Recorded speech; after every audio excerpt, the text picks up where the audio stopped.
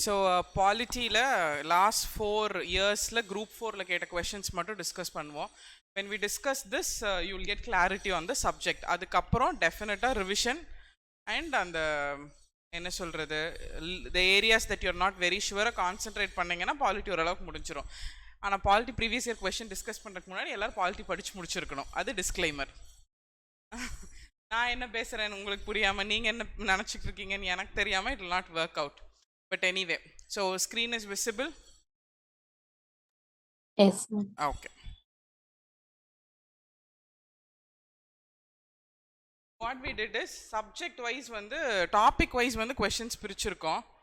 So topic wise it's getting recorded. Okay. What we did and the பாலிட்டியில் சிலபஸில் இருக்குல்ல constitution, making of the constitution, salient features அதில் base பண்ணி பிரிச்சிருக்கோம். So for that என்ன எதுக்காக அப்படின்னா for all of you to revise. நீங்களும் அதை அந்த டாப்பிக்கில் தெரியலன்னா அந்த டாபிக் போய் படித்து அந்த டாபிக் மட்டும் கிளியர் பண்ணிக்கலாம் அப்படிங்கிறக்காக டாபிக் வைஸ் தான் ரிவைஸ் பண்ண போகிறோம்.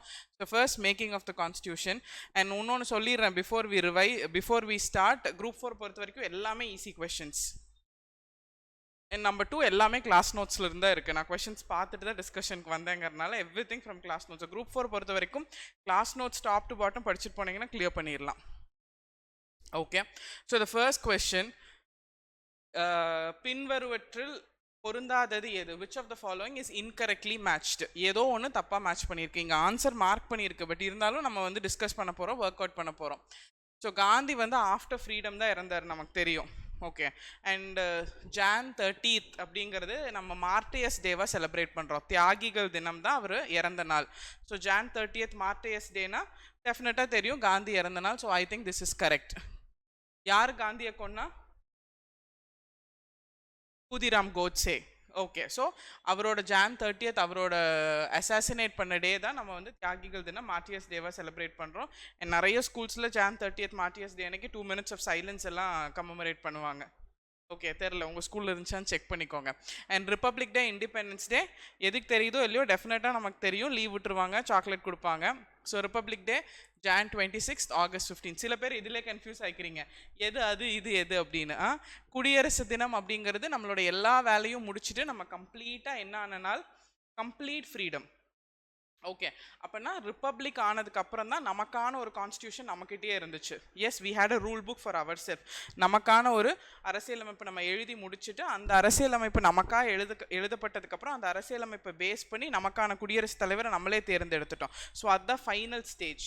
ஃப்ரீடமோட ப்ராசஸ் ஆரம்பித்ததுலேருந்து 1950 கடைசியாக நம்ம குடியரசானோம். அதுக்கப்புறம் யாருமே வெளியே தலையீடு இல்லை. ஸோ என்ன, கம்ப்ளீட்டாக சாவரன், ஒரு இறையாண்மை மிக்க நாடாக மாறிட்டோம். ஸோ ரிப்பப்ளிக் டே தான் கடைசி 1950. And independence day August 15, 1947. Okay, first prime minister after இண்டிபெண்டன்ஸ்னு கேட்டால் யார்? ஜவஹர்லால் நேரு. இதுலேருந்து என்னென்ன கொஷின்ஸ் எல்லாம் கனெக்ட் பண்ண முடியும்னு நான் டிஸ்கஸ் பண்ணிக்கிறேன். இருக்கிற கொஷின்ஸ் டிஸ்கஸ் பண்ணும்போது இது போக what all questions we can expect. So first prime minister of the independent India, சுதந்திர இந்தியாவின் முதல் பிரதம மந்திரின்னு கேட்டால் ஜவஹர்லால் நேரு. ரிப்பப்ளிக் டேக்கு அப்புறம் ஸோ ஃபர்ஸ்ட் குடியரசுத் தலைவர், இந்தியா குடியரசு ஆனதுக்கப்புறம் முதல் குடியரசுத் தலைவர் doctor Rajendra Prasad. Okay, so இது கனெக்ட் பண்ணி கேட்க முடியும். வேற என்ன கேட்க முடியும்னா, ரிப்பப்ளிக் டே ஏன் ஜான்வரி 26 செலிப்ரேட் பண்ணுறோன்னு கேட்க முடியும். இன்னும் எத்தனையோ நாள் இருந்தும் நான் ஏன் ஜான்வரி 26 போனேன் அந்த மாதிரி. ஸோ ஜான்வரி 26 பின்னாடி நம்ம எதை கனெக்ட் பண்ணலாம்னா லாகூர் செஷன். ஓகே, 1929 லாகூர் செஷனில் பூர்ண ஸ்வராஜ் அப்படின்னு அந்த டேவை டிக்ளேர் பண்ணாங்க. நாங்கள் ஜான்வரி 26 அன்னைக்கு இதுக்கு மேலே நாங்கள் பிரிட்டிஷ் சொல்கிறதெல்லாம் கேட்க மாட்டோம், we will stick to January 26. அப்போது அந்த பூர்ண ஸ்வராஜ் டேவை இங்கே கனெக்ட் பண்ணணும். அந்த பூர்ண ஸ்வராஜ் டே வந்து ஜான்வரி 26. ஆனால் நம்மளால ஜான்வரி 26 எந்த வருஷம்னா செஷன் நடந்தது 1929. நம்ம டிக்ளேர் பண்ணது 1930 ஜான்வரி 26 இண்டிபெண்டன்ஸ் டே டிக்ளேர் பண்ணோம். பட் அஃபீஷியலாக ஜான்வரி 30th அன்னைக்கு நம்மளால் எதுவுமே பண்ண முடியலை. ஸோ கடைசியாக ஒரு நாள் நம்மளால் பண்ண முடிஞ்ச அன்னைக்கு நம்ம ஏன் அந்த ஜான்வரி 26 யூஸ் பண்ணக்கூடாதுன்னு வி டுக் தட் டே. அப்போ இந்த பூர்ண ஸ்வராஜுக்காக ஏதோ ஒரு செஷன் நடந்திருக்கு, ஒரு கூட்டம் நடந்திருக்கு. இது என்ன கூட்டம் அப்படின்னா, என்ன கூட்டம்? காங்கிரஸ் கூட்டம், ஐஎன்சி கூட்டம். ஓகே, எங்கே நடந்துச்சு அப்படின்னு கேட்டால் லாகூர். அது பேரே லாகூர் செஷன் தான். ஐஎன்சி எப்போ ஸ்டார்ட் பண்ணாங்கன்னு கேட்டால் 1985. ஸோ 1985லேருந்து 1947 வரைக்கும் வருஷம் ஒரு கூட்டம் நடக்கும். 1885 மேம். சாரிங்க, 1885லேருந்து 1985 நம்ம ஆல்மோஸ்ட் பிறக்கிற டைம் ஆயிடுச்சா. 1885லேருந்து வருஷம் கூட்டம் நடக்கும். ஒரு வருஷம் ஒரு கூட்டம் நடக்கும். யூஸ்வலாக எந்த மாதம் அந்த கூட்டம் நடக்கும்னு கேட்டால் டிசம்பர். ஏன் டிசம்பரில் அந்த கூட்டம் நடக்குது? End of the year. அதுதான், இந்த முட்டாள்தனமான பதில்லாம் தான் இருக்கக்கூடாது. End of the year. ஏன் ஜான்வரியில் நடக்குதுன்னா starting of the year. December 1885 தான் Indian National Congress was convened. Indian National Congress உருவாக்கப்பட்டது 1885 டிசம்பர்ல. எனி டேட் ஞாபகம் இருக்கா? டேட் ஞாபகம் இல்லையா? டிசம்பர் 28. டிசம்பர் 28 தான் 1885 இந்தியன் நேஷனல் காங்கிரஸ். ஸோ வருஷம் அவங்களோட ரிப்போர்ட்ஸ் எல்லாமே இது பண்ணுறோம்னா ஆனுவல் ரிப்போர்ட் சப்மிஷன் மாதிரி டிசம்பரில் தான். அண்ட் அப்போ என்ன இன்னொரு டவுட் வரும், டிசம்பரில் வருஷம் 1885 செஷன் நடந்துச்சு அப்படின்னா வேற எப்போவுமே செஷன் நடக்காதா? திடீர்னு ஏதாவது தேவை அப்படின்னா என்ன பண்ணுவாங்க? ஸ்பெஷல் செஷன் நடத்துவாங்க, சிறப்பு கூட்டங்கள் நடத்துவாங்க. அப்படி நிறைய ஸ்பெஷல் செஷன் நடந்திருக்கு. அப்போ ஹிஸ்ட்ரி நீங்கள் படிக்கும் போது ஸ்பெஷல் செஷன்ஸ் என்னென்னு பார்க்கணும், ஸ்பெஷல் செஷன்ஸோட லீடர்ஸ் யாருன்னு பார்க்கணும். ஓகே, ஹிஸ்ட்ரி படிக்கும்போது ஐஎன்எம் படிக்கும்போது நான் டிஸ்கஸ் பண்ணுறேன். ஐஎன்எம் டிஸ்கஸ் பண்ணும்போது அண்ட் ஸ்பெஷல் செஷன்ஸ் டிஸ்கஸ் பண்ணும்போது ஒரு கான்செப்ட் நான் இங்கே சொல்கிறேன். 1885லேருந்து 1947 வரைக்கும் கண்டினியூஸாக செஷன் நடந்துச்சு. சில வருஷங்களில் செஷன்ஸ் நடக்காமையும் இருந்துச்சு. மெயினாக குவிட் இண்டியா மூவ்மெண்ட் நடக்கும் போது, வெள்ளையனை வெளியேறு இயக்கம் நடக்கும் போது, நம்மளே வெள்ளையனை வெளியேற்றுறதுக்கு அங்கே ஃபுல் ஃப்ளெஜ்டாக ஒர்க் பண்ணிட்டு இருக்கும்போது எங்கே போய் கூட்டம் நடத்த முடியும்? ஸோ 42 குவிட் இண்டியா மூவ்மெண்ட்லேருந்து 42, 43, 44, 45 செஷனே இல்லை. அந்த ஏரியாவும் ஸ்பெஷல் செஷன்ஸ் நடந்துச்சு அப்படின்னா செஷன் நோ செஷன் இயரும் ஞாபகம் இருக்கணும். இவ்வளோ விஷயம் கனெக்ட் பண்ணி படித்தாதான் எக்ஸாமுக்கு ஏதோ ஒன்று கனெக்ட் ஆகும். ஒரு கொஷனில் இத்தனை விஷயம் இருக்குது அப்படின்னா இந்த அளவுக்கு நீங்கள் எக்ஸாமுக்கு ப்ரிப்பேர்டா அப்படிங்கிறத செக் பண்ணிக்கோங்க. ஸோ அப்போ இங்கே வரும் இல்லை, லாகூரில் பூர்ண ஸ்வராஜ் வேண்டி நம்ம ஒரு செஷன் நடத்தி அந்த செஷனோட ரெசல்யூஷனாக தீர்மானமாக பூர்ண ஸ்வராஜ் வேணும்னு சொன்னோம். அந்த பூர்ண ஸ்வராஜ் நம்ம ஆசைப்பட்டு இந்த டேட்டில் நம்ம ஃப்ரீடம் ஆயிடலாம். பூர்ண ஸ்வராஜ்னா கம்ப்ளீட் இண்டிபெண்டன்ஸ், முழு சுதந்திரம். ஜான்வரி 26, 1930. அப்போ இது மூலியமாக நமக்கு என்ன தெரிஞ்சிருக்கு? இந்தியன் நேஷனல் காங்கிரஸில் வருஷம் செஷன் நடத்தியிருக்காங்க. எப்போ இந்தியன் நேஷனல் காங்கிரஸ் ஆரம்பிச்சது? 1885. எந்த டேட்? டிசம்பர் 28. டிசம்பரில் ஆரம்பிச்சனால வருஷம் டிசம்பரில் ஒரு கூட்டம் நடத்தியிருக்காங்க. தேவைப்படும் போது ஸ்பெஷல் செஷன்ஸ் நடத்தியிருக்காங்க. சில சமயங்களில் கூட்டம் நடத்த முடியாத காலங்களில் நோ செஷன்ஸும் இருந்திருக்கு. மெயினாக example quit India movement. Okay, அப்போ ஒரு செஷனுக்கும் ஒரு லீடர் இருப்பாங்க. ஒருத்தர் தலைமையில், லீடர்னு சொல்ல முடியாது, பிரசிடென்ட் ஆஃப் தட் செஷன் தலைமையில் நடக்கும். அப்போ நம்ம இப்போ ரிப்பப்ளிக் டே பற்றி பேசிகிட்டு இருக்கறனால அது 1929 லாகூர் செஷனோட கனெக்ட் பண்ணுறோம். லாகூர் செஷன் யாரோட தலைமையில் நடந்துச்சு?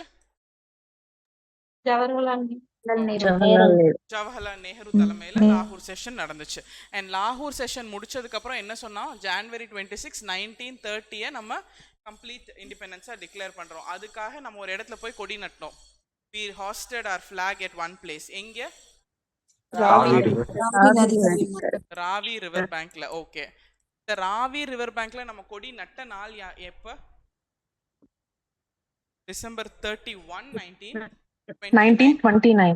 1929 கூட்டம் டிசம்பர்ல முடிஞ்சதுக்கு அப்புறம் கையோட போய் நம்ம ஜான்வரி 26, 1930 ஃப்ரீடம் கொண்டாட போறோம்னு சொல்லிட்டு ராவி ரிவர் பேங்க்ல we also hoisted a flag. வேற என்ன கனெக்ட் பண்ணலாம் ரிப்பப்ளிக் டேவோட? அதனால தான் ஜான்வரி 26 செலக்ட் பண்ணோம். ஸோ ஜான்வரி 26 செலக்ட் பண்ணதுக்கு பின்னாடி தான் இவ்வளோ கதை. வேற என்ன ரிப்பப்ளிக் டேவோட கனெக்ட் பண்ண முடியும்? ரிப்பப்ளிக் டே அப்படிங்கிறது நம்ம ஏன் 1947 ஃப்ரீடம் வாங்கி 1950 வரைக்கும் வெயிட் பண்ணோம், இன்னும் 3 வருஷம் ஏன் வெயிட் பண்ணோம்னா அந்த பீரியடில் தான் நம்ம கான்ஸ்டியூஷன் எழுதி முடித்தோம். ஸோ கான்ஸ்டியூஷன் எப்போ எழுதி முடித்தோம்? ஏன் கான்ஸ்டியூஷன் ஒன்று வேணும் அப்படின்னா நமக்காக ஒன்று ஃபாலோ பண்ணுறக்காக. ஸோ அதெல்லாம் கனெக்ட் பண்ணலாம்.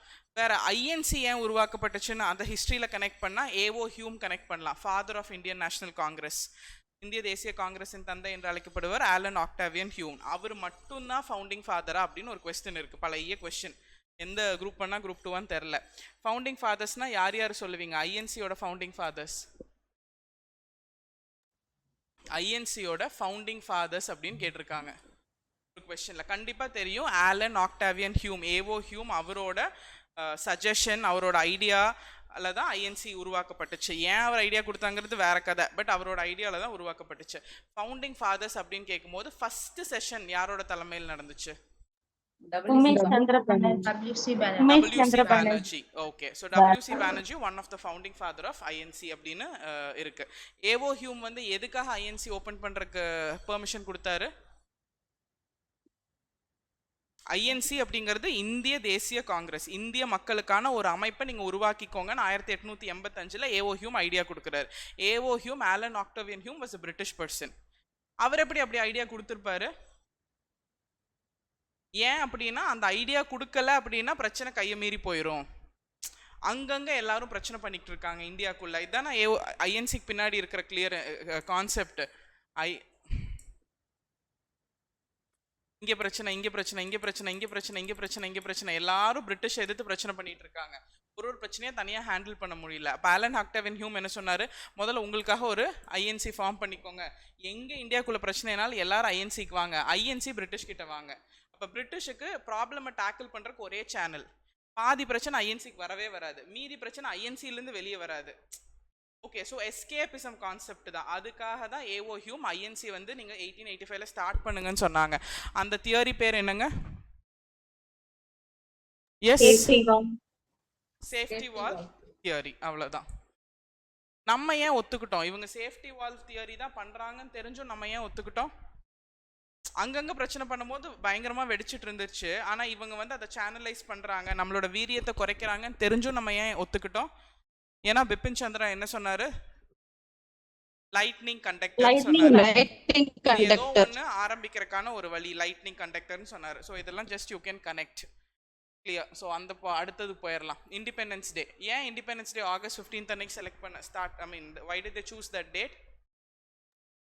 Japan surrender. Japan surrendered to Mountbatten. August 15, 1947 அன்னைக்கு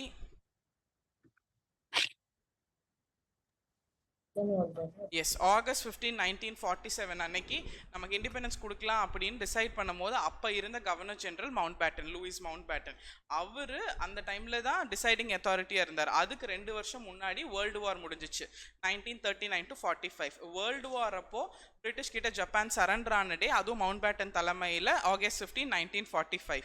ஸோ அந்த ஜப்பான் சரண்டரோட second anniversary August 15, 1947. So to commemorate that, okay, அது அந்த நினைவாக இருக்கட்டும்ங்கிறக்காக ஆகஸ்ட் 15th வாஸ் செலக்டட். பாகிஸ்தானுக்கு ஒரு நாள் முன்னாடி இண்டிபெண்டன்ஸ் கொடுத்தாங்க, நமக்கு ஆகஸ்ட் 15. அதுக்கப்புறம் நம்ம என்ன பண்ணோம்? மிட் நைட்டில் வி காட் ஃப்ரீடம். அதுக்கப்புறம் நம்ம ஒரு இடைக்கால அரசு ஒன்று ஃபார்ம் பண்ணோம், இன்ட்ரிம் கவர்மெண்ட். ஏன் இடைக்கால அரசு ஃபார்ம் பண்ணோம்? ஏன்னா அரசியலமைப்பு எழுதி முடிக்கல. அரசியலமைப்பு எழுதி முடிச்சாதான் நம்மளால கம்ப்ளீட் கவர்மெண்ட் ஃபார்ம் பண்ண முடியும். So we formed an interim government. அந்த இன்ட்ரிம் கவர்மெண்டோட பிரைம் மினிஸ்டர் ஜவஹர்லால் நேரு இருந்தார். அவர் அப்படியே கண்டினியூ பண்ணார். ஃப்ரீடம் வந்தப்போ வந்ததுலேருந்து நம்ம கான்ஸ்டியூஷன் எழுதி முடிச்சதுக்கப்புறமும் he was the first prime minister. And எப்போ அவர் இறந்தது 1964. 1964 வரைக்கும் அவர் தான் 1947 கண்டினியூஸாக இருந்த prime minister. So there is also one more connection between Gandhi. இங்கேயே காந்தி இருக்காரு, இங்கே நேரு இருக்காருல்ல, ஜவஹர்லால் நேரு. காந்திக்கும் நேருக்கும் ஒரு கனெக்ஷன் இருக்கு. என்ன connection? I think we've discussed in the old classes. பழைய கிளாஸில் டிஸ்கஸ் பண்ணியிருக்கோம். காந்தியோட பர்த் டேட் என்ன? October 2nd, 1869.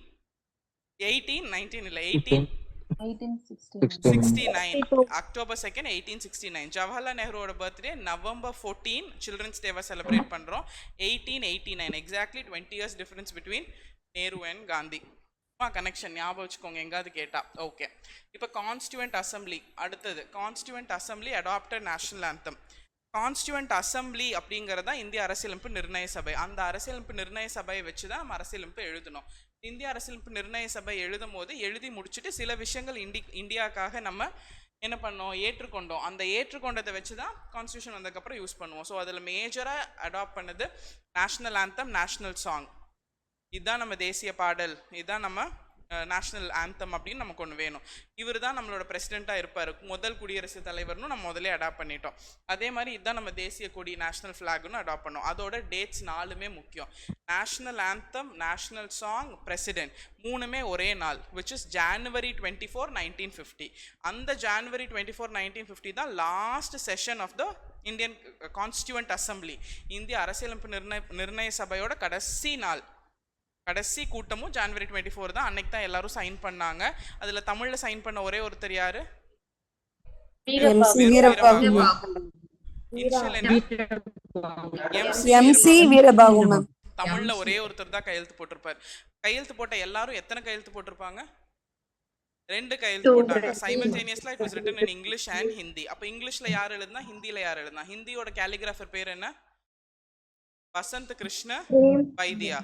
கரெக்டா? இங்கிலீஷ்ல அதை டெக்கரேட் பண்ணது யாரு? ராம் மனோகர், தியோகர் ராம் மனோகர், நந்தலால் போஸ் அவங்கெல்லாம். ஸோ அதெல்லாம் முக்கியம் அங்க. ஸோ கான்ஸ்டியூவன்ட் அசம்பிளி கடைசியா நேஷனல் ஆந்தம் என்னைக்கு அடாப்ட் பண்ணாங்கன்னா, அந்த 3 national song, national anthem and president 3மே ஜான்வரி 24, 1950. நேஷனல் ஆந்தம் மட்டும் ஜான்வரி 24, 23 எதுவுமே இல்லை, ஜூலை 22 தானே, ஜூலை 22, 1950. ஸோ இது மட்டும் தான் தப்பு. ஜூலை 22 தானே, 1947 இயர் மந்த் சொல்லணும். ஜூலை 22, 1947. புரிஞ்சிருச்சுங்களா? இந்த கொஸ்டின்ஸ்ல நீங்க என்ன எக்ஸ்பெக்ட் பண்ணாலும் please mute online. The session is getting recorded, so நீங்க unmute பண்ணீங்கன்னா டிஸ்டர்ப் ஆகும். unmute பண்ணுங்க, உடனே மியூட் பண்ணிருங்க மறுபடியும். மேம் ஜூலை 22 வந்து நேஷனல் ஃபிளாக் தான?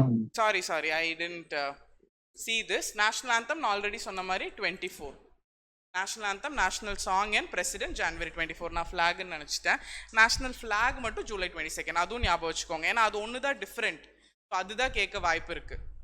ஸோ அப்படி தான் I assume the question to be clear. So இதில் இருக்கிற எல்லா ஏரியாவும் ஒரு தடவை ரிவைஸ் பண்ணும்போது படிச்சுக்கோங்க ப்ளீஸ். அந்த ஏரியாலாம் என்னென்னு ஏரியா நோட் பண்ணிட்டு வந்தீங்கன்னா உங்களோட கடைசி செக்லிஸ்ட்டாக மாறிடும். அது இது படிச்சிட்டோமா you'll get a checklist at the last. எக்ஸாமுக்கு போகிறக்கு முன்னாடி அந்த செக்லிஸ்ட் மட்டும் ரிவைஸ் பண்ணிட்டு போகலாம். இதில் ஏதாவது வேறு ஏதாவது டவுட் இருக்கா? நான் ஏதாவது இந்த கொஸ்டினில் கனெக்ட் பண்ணாமல் விட்டுட்டேனா? எனக்கு தெரிஞ்சு we've connected a lot of things. ஏதாவது கனெக்ட் பண்ணாமல் விட்டுட்டேன்னா we will add. Okay, so next question. Indian constitution drafting committee, இந்திய அரசியலமைப்பின் வரைவு குழுவின் தலைவர். ஓகே, ஃபர்ஸ்ட் இதுக்கான அண்டர்ஸ்டாண்டிங் என்ன? ஒரு கான்ஸ்டியூஷன் எழுதுறதுக்காக, இந்திய அரசியலமைப்பு எழுதுறதுக்காக ஒரு அரசியலமைப்பு நிர்ணய சபையை முதல்ல உருவாக்கணும். ஃபைன். அந்த இந்திய அரசியலமைப்பு நிர்ணய சபை, ஸோ கான்ஸ்டியூஷன் ஆஃப் இந்தியா, இந்திய அரசியலமைப்பு, இதை எழுதுறதுக்காக ஒரு கான்ஸ்டியூவன்ட் அசம்பிளி. இந்த கான்ஸ்டியூவன்ட் அசம்பிளி எப்படி ஃபார்ம் பண்ணுறது அப்படின்னு சொன்னது கேபினெட் மிஷன், கேபினெட் தூதுக்குழு. மூணுமே கனெக்ட் பண்ணிட்டோமா? இங்கே இந்த கேபினெட் தூதுக்குழு இந்த கான்ஸ்டியூவன்ட் அசம்பிளி ஃபார்ம் பண்ணுறதுக்கு இன்டைரக்ட் எலெக்ஷன், மறைமுக தேர்தலை பரிந்துரை பண்ணாங்க. மறைமுக தேர்தலை பரிந்துரை பண்ணபடி ஒரு இந்திய அரசியலமைப்பு நிர்ணய சபை நம்ம எப்போ ஃபார்ம் பண்ணோம்? 1946 ஃபார்ம் பண்ணோம். ஓகே, 1946 ஃபார்ம் பண்ணி அதுதான் ஜான்வரி 24, 1950 வரைக்கும் இயங்கி கடைசியாக நம்மளோட கான்ஸ்டியூஷன் வந்ததுக்கப்புறம் தான் நம்ம ஜான்வரி 26, 1950 குடியரசு ஆனோம். ஓகே, இந்த கான்ஸ்டியூவன்ட் அசம்பிளியோட வேலை என்ன? To right constitution. Okay, so அந்த கான்ஸ்டியூவன்ட் அசம்பிளி அரசியலமைப்பு எழுதுறதா அப்படிங்கிறது நமக்கு ஆல்ரெடி தெரியும். அரசியலமைப்போட சிம்பிள், அரசியலமைப்பு நிர்ணய சபையோட சிம்பிளே எலிஃபென்ட். எஸ், சிம்பிள் வந்து எலிஃபென்ட். இது ஒரு இடத்துல கொஸ்டின் கேட்டிருக்காங்க. அப்போ அவ்வளோ பெருசு இல்லையா, அவ்வளோ பெரிய வெரி என்ன சொல்கிறது, பிக் பவுண்ட் புக்குன்னு தான் அதை சொல்லுவோம். அப்போது ஒரு டீமாக பிரிக்கலைன்னா எழுத முடியாது. அதுக்காக மேஜர் கமிட்டிஸ், எத்தனை மேஜர் கமிட்டி பிரித்தாங்க? 8 மேஜர் கமிட்டி பிரித்தாங்க. அந்த 8 மேஜர் கமிட்டியில் ஒரு கமிட்டி தான் டிராஃப்டிங் கமிட்டி, வரைவு குழு. இவங்க தான் முக்கியமான கமிட்டி. இந்த குழு வந்து என்ன ஃபைனல் பண்ணுறாங்களோ அதுதான் கான்ஸ்டியூஷன். அப்போ அந்த டிராஃப்டிங் கமிட்டியோட ஹெட்டாக யார் இருந்தாருங்கிறது தான் question. Doctor B.R. Ambedkar. So இதுதான் மேஜர் கமிட்டி. இந்த கமிட்டி என்ன ஃபைனல் பண்ணாங்களோ அதுதான் constitution. So father of Indian constitution யாருன்னு கேட்டாலும் அம்பேத்கர் தான். டிராஃப்டிங் கமிட்டி தலைவரும் அவர் தான். ஃபாதர் ஆஃப் இந்தியன் கான்ஸ்டியூஷனும் அவர் தான். மாடர்ன் மனு. ஓகே, ஏன் மாடர்ன் மனுன்னு அவரை சொல்கிறோன்னா, he belong to depress class, தாழ்த்தப்பட்ட சமுதாயத்தை சேர்ந்தவர் அம்பேத்கர். தாழ்த்தப்பட்ட சமுதாயத்தை சேர்ந்தவர் அப்படிங்கிறனால அவர் எழுதின அரசியலமைப்பு, அவர் தலைமையில் எழுதப்பட்ட அரசியலமைப்பு ரொம்ப கிளியர்லி, ரொம்ப கேர்ஃபுல்லாக டிராஃப்ட் பண்ண ஒரு விஷயம். எங்கேயுமே வந்து யாருமே பாதிக்கப்படக்கூடாது, எல்லாத்துக்கும் சம உரிமை கிடைக்கணும் அப்படிங்கிறக்காக. ஸோ மனு அப்படிங்கிறது தான் அந்த காலத்தில் இருந்த மனு ஸ்மிருதி, பிராமணா, வைஷ்யா, சத்ரியா, சூத்ரா. அதெல்லாம் இல்லாமல் மாடர்ன் மனு எல்லாரும் ஈக்குவல், ஃபண்டமெண்டல் ரைட்ஸ் அடிப்படை உரிமை, எல்லாருக்கும் கடமை இருக்குது, ஃபண்டமெண்டல் ரைட்ஸ் யூஸ் பண்ணுங்க, கடமை பற்றி பின்னாடி பேசிக்கலாம், ஃபண்டமெண்டல் ரைட்ஸ். ஸோ பொதுவாக நிறைய விஷயங்கள் பண்ணதுனால he's also call modern Manu. Drafting கமிட்டியோட தலைவர் doctor Ambedkar, father of Indian constitution Ambedkar, modern Manu Ambedkar. Group 4 லெவலில் இவ்வளோ கொஸ்டின்ஸ் கேட்கலாம். இன்னொன்று என்ன கேட்கலாம்னா, டிராஃப்டிங் கமிட்டியில் இருந்த 8 மேஜர் கமிட்டியில் இந்த கமிட்டி தான் ரொம்ப இம்பார்ட்டன்ட் கமிட்டி. 8 மேஜர் கமிட்டி, அதில் இது ஒன்று ரொம்ப ரொம்ப இம்பார்ட்டன்ட். இப்போ இதில் எத்தனை பேர் இருந்தாங்கன்னு கேட்கலாம். 6 + 1, 6 மெம்பர்ஸ் + 1 ஹெட். ஸோ இவர் 1 + 6. அந்த 6ல் ஒரு ட்விஸ்ட் இருக்கு. 2 பேரை வந்து சேஞ்ச் பண்ணியிருப்பாங்க. மாதவ் ராவை யார் மாத்திருப்பா? மில்டர் ரிசைன். ஓகே. மில்டர். கிருஷ்ணமாச்சாரிய கைத்தன். கொஸ்டின் கேட்க வாய்ப்பு இருக்கு இல்லையா? கொஞ்சம் டஃபா ஃபிக்ஸ் பண்ணணும். டிராஃப்டிங் கமிட்டியிலிருந்து ஒரு கொஸ்டின்னா மெம்பர்ஸ் கேட்கலாம். அதுக்கப்புறம் Madhavrao and Krishnamachari replace by மிட்டர் and கைத்தன், அந்த கொஸ்டின் கேட்கலாம். பாக்கி இருந்தது கோபால்சாமி ஐயங்கார், இவங்கெல்லாம் ஒரு தடவை நீங்கள் அந்த 4 பேர்த்த படிச்சுக்கிட்டிங்கனாலே ஆப்ஷனில் உங்களுக்கு வந்துடும். வேற டிராஃப்டிங் கமிட்டி ஓகே. அந்த 8 மேஜர் கமிட்டியில் மற்ற 7 மேஜர் கமிட்டியோட ஹெட்ஸ் மட்டும் பார்த்துக்கோங்க. டிராஃப்டிங் கமிட்டிக்கு மெம்பர்ஸ் பார்த்துட்டு போங்க, 7 மெம்பர்ஸும் பார்த்துட்டு போங்க. மற்ற 8 மேஜர் கமிட்டியில் எந்த கமிட்டி யார் தலைவர் மட்டும் இன்கேஸ் மேட்ச் த ஃபாலோயிங்கில் கேட்டால், கான்ஸ்டியூவன்ட் அசம்பிளி கமிட்டியிலிருந்து கேட்கணுன்னா இவ்வளோ தான் கொஸ்டின்ஸ் பெருசாக கேட்க முடியும். ஜவஹர்லால் நேரு எந்த கமிட்டியோட தலைவராக இருந்தார், ராஜேந்திர பிரசாத் எந்த கமிட்டியோட தலைவராக இருந்தார்னு கேட்கலாம். அண்ட் கான்ஸ்டியூவன்ட் அசம்பிளியில் இல்லாத 2 பேர் யாருன்னு கேட்டால் காந்தியும்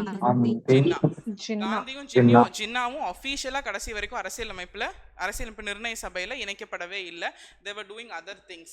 இப்போ ஜின்னா அப்படிங்கும்போது ஒரு நெகட்டிவ் ஃபிகர் வந்துருது. என்னது, பாகிஸ்தான் கேட்டார் அப்படின்னு. அப்போ முதல்ல அவர் பாகிஸ்தான் எப்போ கேட்டாரு?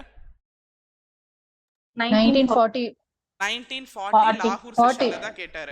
ஆனா 1940 லாகூர் செஷன்ல தான் கேட்டாரு. ஜின்னா பத்தி பேசுறோம். ஜின்னாவும் காந்தி மட்டும்தான் கான்ஸ்டியூவன்ட் அசம்பிளியில் இல்லை. they were not present in constituent assembly. இந்திய அரசியலமைப்பு நிர்ணய சபையில் இல்லாத முக்கிய 2 நிபர்கள் கொஸ்டின் கேட்கலாம். 1940 தான் ஃபர்ஸ்ட் ஜின்னா 1940 தான் ஃபர்ஸ்ட் ஜின்னா வந்து பாகிஸ்தான் தனி நாடு அது எங்க கேட்டார்னா லாகூர்ல ஒரு கூட்டம். லாகூர்ல என்ன கூட்டம் நடந்துச்சுல்ல, லாகூர்ல ஐஎன்சி செஷன், அந்த மாதிரி இது இந்திய தேசிய காங்கிரஸோட கூட்டமா? இல்ல, ஆல் இந்தியா முஸ்லிம் லீகோட கூட்டம். AIML, ஆல் இந்தியா முஸ்லிம் லீகோட கூட்டம். இந்த ஆல் இந்தியா முஸ்லிம் லீக் எப்போ ஃபார்ம் பண்ணப்பட்டுச்சு? 1906ல். அதில் ஜின்னா எப்போ இணைஞ்சாரு? 1913ல். ஓகே, 1913லேருந்து முஸ்லிம் லீக்ல இருக்க ஒரு மனுஷன் கடைசி வரைக்கும் கிலாஃபத் மூமெண்ட் அந்த மாதிரி இயக்கங்கள்ல எல்லாம் இந்தியாவோட சேர்ந்து காந்தியோட சேர்ந்து ஹிந்துஸோட சேர்ந்து தான் இயங்கிட்டு இருந்தாங்க.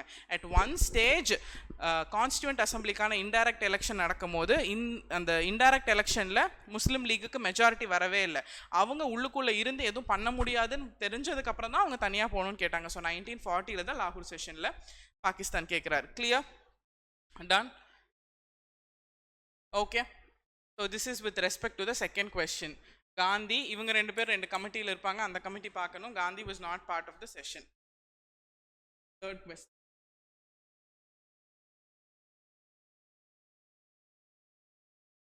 Find out the wrong rules of the national flag. National flag எப்போ கான்ஸ்டியூவன்ட் அசம்பிளி இதுதான் நமக்கு நேஷனல் ஃபிளாக்னு எப்போ ஏற்றுக்கொண்டாங்க? 22nd 1947. இப்போதான் அது பார்த்தோம். ஓகே, நேஷனல் ஃபிளாகை யார் டிசைன் பண்ணா? பிங்காலி வெங்கையா. ஓகே, பிங்காலி வெங்கையா. அவர் எந்த ஸ்டேட்டை சேர்ந்தவர்? ஆந்திரா. ஓகே, இதுதான் நம்மளோட நேஷனல் ஃபிளாக்னு அவர் டிசைன் பண்ணி ஃபர்ஸ்ட் யார்கிட்ட காமிச்சாரு? காந்தி.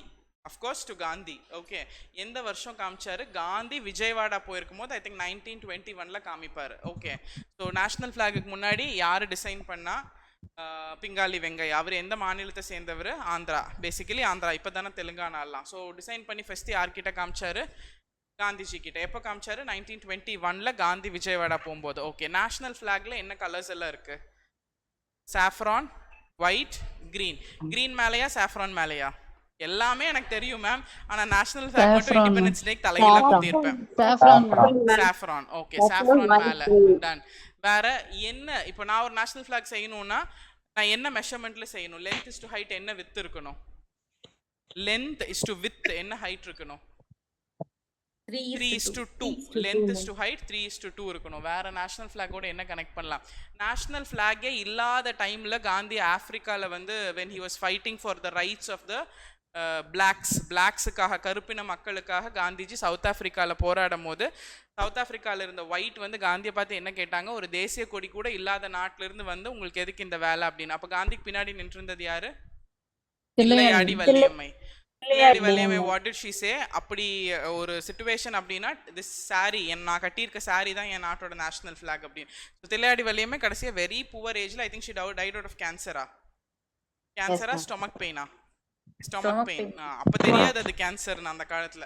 ஸோ அப்போது டெத் பெட்டில் வந்து காந்தி வந்து திருப்பி பார்த்தாரு. ஸோ நேஷனல் ஃபிளாக் கனெக்ட் பண்ணால் தில்லையாடி வள்ளியம்மை, பிங்காலி வெங்கையா, அதுக்கப்புறம் நம்ம இந்தியன் நேஷனல் ஃபிளாக் 22 1947 அடாப்ட் பண்ணோம். ஃபஸ்ட்டு நேஷனல் ஃபிளாக் பிங்கையா பெங்காலி பிங்கையா டிசைன் பண்ணும் போது 2 கலரில் தான் டிசைன் பண்ணார். என்ன colour?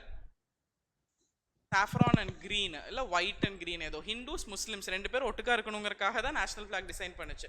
And over a period it change to become saffron, white and green, நடுவில் சக்ரா. ஓகே, ஸோ இந்த நேஷனல் ஃபிளாகை பற்றி சில விஷயங்கள். தேசிய கொடி பற்றி தவறான விதியை கண்டுபிடிக்க national flag should be raised and lowered carefully. ஆமாம், அதை ஏற்றுறதும் இறக்குறதும் ரொம்ப நிதானமாக பொறுமையாக செய்யப்பட வேண்டிய விஷயம். நேஷனல் ஃபிளாகுக்கு எல்லா மரியாதையும் கொடுக்க வேண்டியது உங்களோட அடிப்படை கடமை, fundamental duties. Okay, and national ஃபிளாகை எப்போ ஹாய்ஸ்ட் பண்ணுவாங்க, எப்போ அன்ஃபர்ல் பண்ணுவாங்க? இண்டிபெண்டன்ஸ் டேக்கு ஹாய்ஸ்ட் பண்ணுவாங்க, ரிப்பப்ளிக் டேக்கு சும்மா அன்ஃபர்ல் பண்ணுவாங்க. ஓகே, அப்புறம் we must lower it before sunset. So சன்செட்டுக்கு முன்னாடி அதை இறக்கி மரியாதையாக மடித்து டு கீப் இட். இந்த ஏதோ ஒரு டைமில் 75th independence day Amrit Mahotsav celebrate பண்ணும்போது central government declare that everybody அவங்கவுங்க வீட்டில் நேஷனல் ஃபிளாக் ஏற்றிக்கலாம். ஓகே, அந்த நேஷனல் ஃபிளாக் ஆசைக்கு ஏற்றினவெல்லாம் அந்த ஃபிளாக் என்ன எடுத்து வண்டி தொடச்சிட்டு இருந்தான். பார்த்தீங்களா இல்லையா? எஸ், என்னன்னா அப்படி ஒரு விஷயம் பப்ளிக்காக டிக்ளேர் பண்ணும்போது பப்ளிக்கில் இருக்கிற எல்லாத்துக்கும் அந்த நேஷனல் ஃபிளாகோட அருமையும் மரியாதையும் தெரியறதில்ல. படிக்கிற நமக்கு தெரியும். ஃபார் பப்ளிக் பீப்புள் ஓகே, ஒரு ஆசைக்காக எங்கள் வீட்டு மேலேயும் நேஷனல் ஃபிளாக் ஏற்றிருக்கோம். அப்புறம் ஏற்றியாச்சும் இண்டிபெண்டன்ஸ் டே முடிஞ்சிருச்சு, ஒரு 4 நாள் கழிச்சு அதுவாக கீழே விழுந்துரும் காற்றுல, இல்லை நீங்களா எடுத்துருவீங்க. சரி, ஏன் அந்த துணியை வேஸ்ட் பண்ணணுன்னு வண்டி தொடச்சிட்டு இருந்தாங்க. அப்படிலாம் பண்ணக்கூடாது. And no other flag should be placed higher than it, nor should any flag be place to its left. அது வந்து ஆக்சுவலாக தப்பான ஸ்டேட்மெண்ட். என்ன தப்பு அப்படின்னா, வேற எந்த ஒரு கொடியும் நமது தேசிய கொடியின் இடதுபுறமோ அல்லது கொடியை விட உயரமாகவோ பறக்க விடக்கூடாது. First point correct. எந்த ஃபிளாகும் வேற எந்த கண்ட்ரியோட ஃபிளாகும் நம்ம கண்ட்ரிக்கு மேலே இருக்கக்கூடாது. இந்தியாவில் மற்ற கண்ட்ரிலனா அவங்க ஃபிளாக் தான் மேலே இருக்கும். So different thing. அண்ட் ரெண்டாவது, no other flag should be placed right to the national flag. National flag இங்கே இருக்கும், லெஃப்ட்ல எத்தனை கொடி வேணாலும் நீங்கள் வச்சுக்கலாம். இப்போ G20 சம்மிட் நடக்குது, அந்த மாதிரி முக்கியமான விஷயங்களில் பங்கேற்கிற எல்லா நாடுகளோட கொடியும் ஒரு ரெஸ்பெக்டுக்காக, ஹானருக்காக. பட் ரைட்டில் ஃபர்ஸ்ட் நேஷனல் ஃபிளாக் தான், விச் மீன்ஸ் அப்சர்வருக்கு ரைட்டில் தான் இருக்கும், ஆடியன்ஸுக்கு ரைட் சைடு, ஃபிளாகுக்கு ரைட்டில் இருக்கக்கூடாது. புரிஞ்சிருச்சுங்களா கான்செப்ட்? ஓகே, இல்லைன்னா ரொம்ப புரியலன்னு விட்டுருங்க.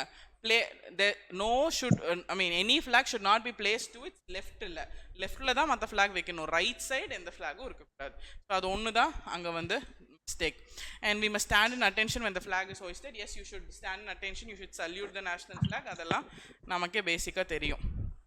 Next, match the following. First session of Constituent Assembly, date on which drafting committee was set up, first sitting of Rajya Sabha, dissolution of Lok Sabha. இந்த சைடு பார்க்கவே வேண்டாம், இதை பார்த்தீங்கனால ஆன்சர் சொல்லலாம்.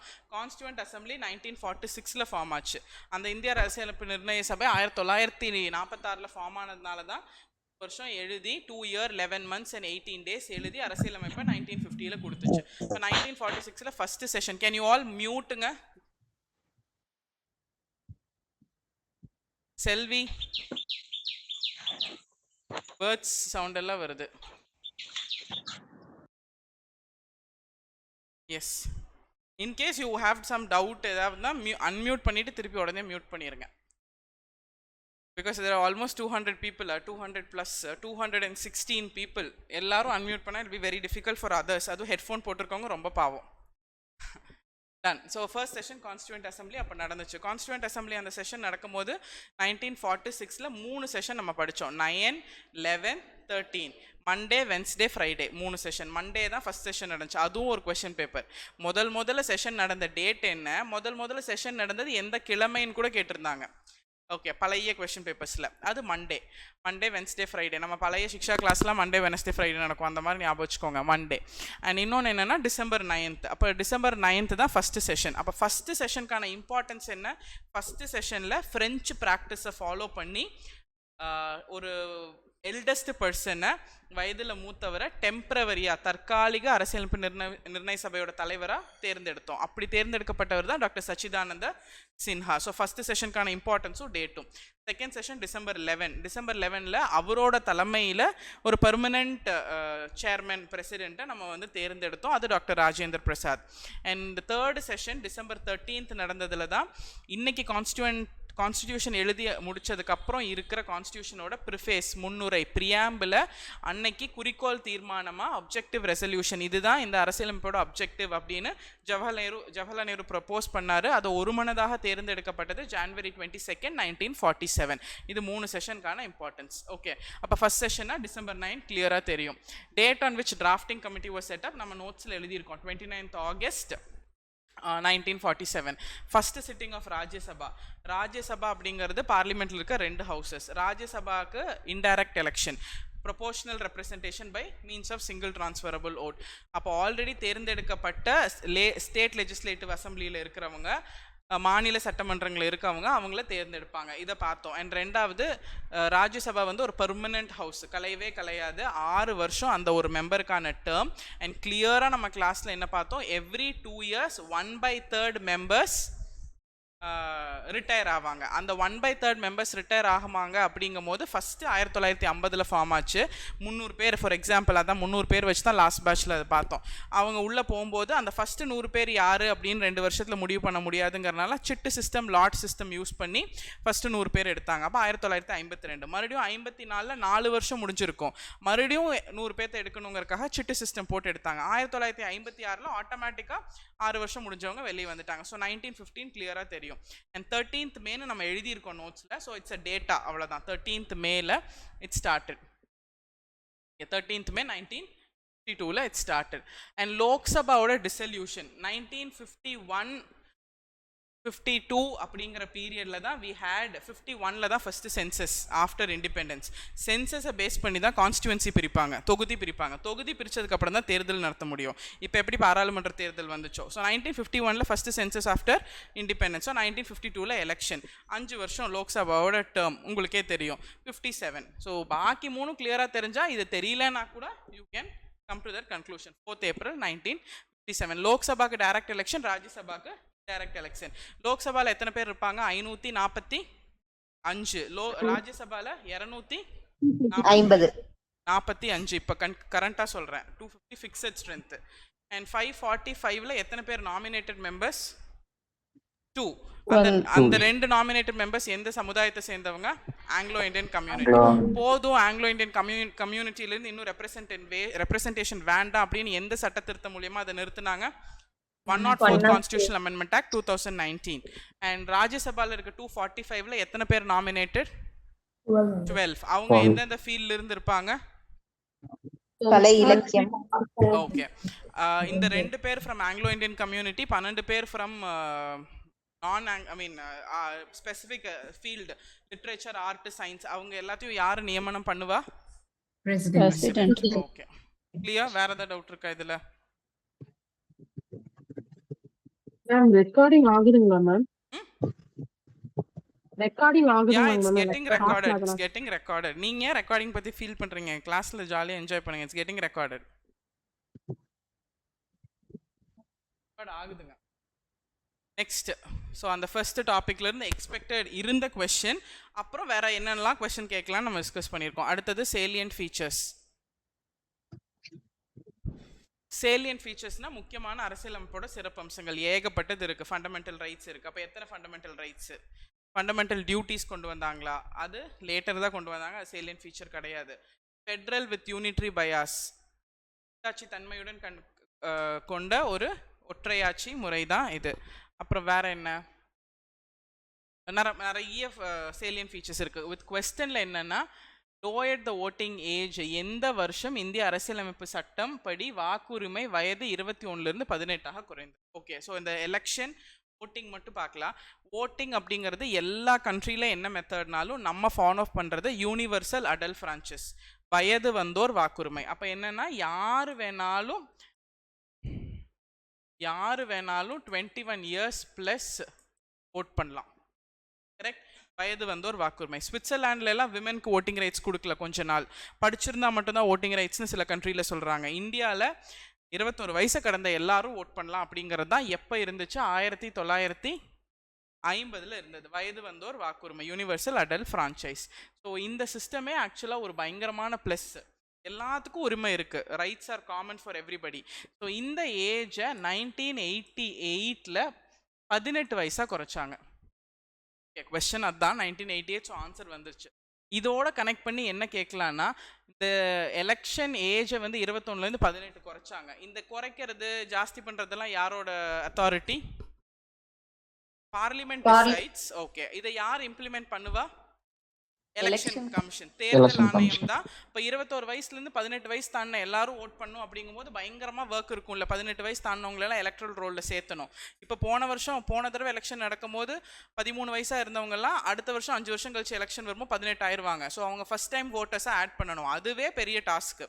பட் ஹோல் இந்தியாவில் 21 to 18 அப்படிங்கும்போது அந்த age கேப்பில் இருக்க எல்லாத்தையும் ஆட் பண்ணுங்கிறது இட்ஸ் அ ஹியூஜ் டாஸ்க். அந்த டைமில் தான் எலெக்ஷன் கமிஷன் சிங்கிள் மெம்பர் பாடியாக இருந்து 3 மெம்பர் பாடியாக மாறுச்சு. முதல்ல சிங்கிள் மெம்பர் பாடியிலிருந்து 3 மெம்பர் பாடி. அது வரைக்கும் தேர்தல் ஆணையம் இட்ஸ் அ கான்ஸ்டிடியூஷனல் பாடி, அரசியல் அமைப்பு சார்ந்த ஒரு அமைப்பு. அரசியல் அமைப்பு படி தேர்தல் ஆணையம் நியமிக்கப்பட்ட நாள்ல இருந்து சிங்கிள் மெம்பர் பாடி, ஒரே ஒரு தேர்தல் ஆணையர் தான் இருப்பார். பட் இந்த ஒர்க் ஹியூஜாக வந்ததுக்கு அப்புறம் தான் 1988 இருந்து இட் பிகேம் 1+2 மல்டி மெம்பர் பாடி. அப்புறம் மறுபடியும் 1990 குறைச்சிட்டாங்க. அதுக்கப்புறம் 93 இருந்து இப்போ வரைக்கும் இட்ஸ் பெர்மனன்ட் பாடி. ஸோ அந்த எலெக்ஷன் கமிஷனர்ஸ் எத்தனை பேர் அப்படிங்கிறது இங்கே கேட்கலாம். எப்போ வரைக்கும் சிங்கிள் மெம்பர் பாடி, எப்போ 2 மெம்பர் பாடி ஆச்சு இந்த ஒரு வேலைக்காக. அதுக்கப்புறம் மறுபடியும் இந்த வேலை முடிஞ்சோன்னா சிங்கிள் மெம்பர் பாடி ஆயிடுச்சு. அதுக்கப்புறம் பாப்புலேஷன் ரொம்ப ஜாஸ்தி ஆயிடுச்சு, ஒருத்தர்னால எல்லா வேலையும் பார்க்க முடியாதுங்கும் போது 1993 அப்புறம் பர்மனெண்ட்டாக 3 மெம்பர் பாடி ஆயிடுச்சு. கிளியர்? அண்ட் வேற என்ன கேட்கலாம்? சீஃப் எலெக்ஷன் கமிஷனர் யார் இப்போன்னு கேட்கலாம். கரண்ட் அஃபேர்ஸ் யாரு? Rajiv.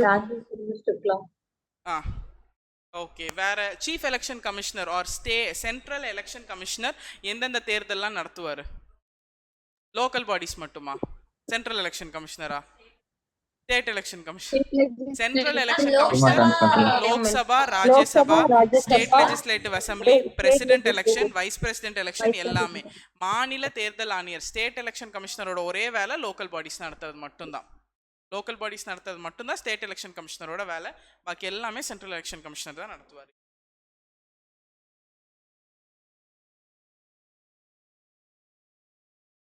Question. Union state and its territories. Article 1, 2, 3, 4 படிச்சுக்கணும். Union state and its territoryனாலே Article 1, 2, 3, 4. 1 என்ன சொல்லுது? India, that is Bharat, is a union of states, not a federation of state. India வந்து மாநிலங்கள் கூட்டமைப்பை தவிர மாநிலங்கள் கூட்டமைப்பு அல்ல, இது வந்து மாநிலங்கள் ஒன்றியம் அப்படின்னு சொல்லுது. ஸோ அதுவே. அண்ட் ஃபர்ஸ்ட் ஆர்டிக்கலே இந்தியா தட் இஸ் பாரத் அப்படின்னு கிளியராக இருக்குது. ஸோ இந்தியாவுக்கு 2 பேர் இருக்குன்னு எங்கே மென்ஷன் பண்ணியிருந்தாலும் அதுதான். அண்ட் இந்த டிஎம்கே கவர்மெண்ட் வந்ததுக்கப்புறம் வந்த இஷ்யூ யூனியன் ஆஃப் ஸ்டேட்ஸ், ஏன் வந்து ஒன்றிய அரசுன்னு சென்ட்ரல் கவர்மெண்ட்டை சொல்கிறோன்னா Article 1 யூனியன் ஆஃப் ஸ்டேட்ஸ் தான் இருக்குது. அது ஒன்று.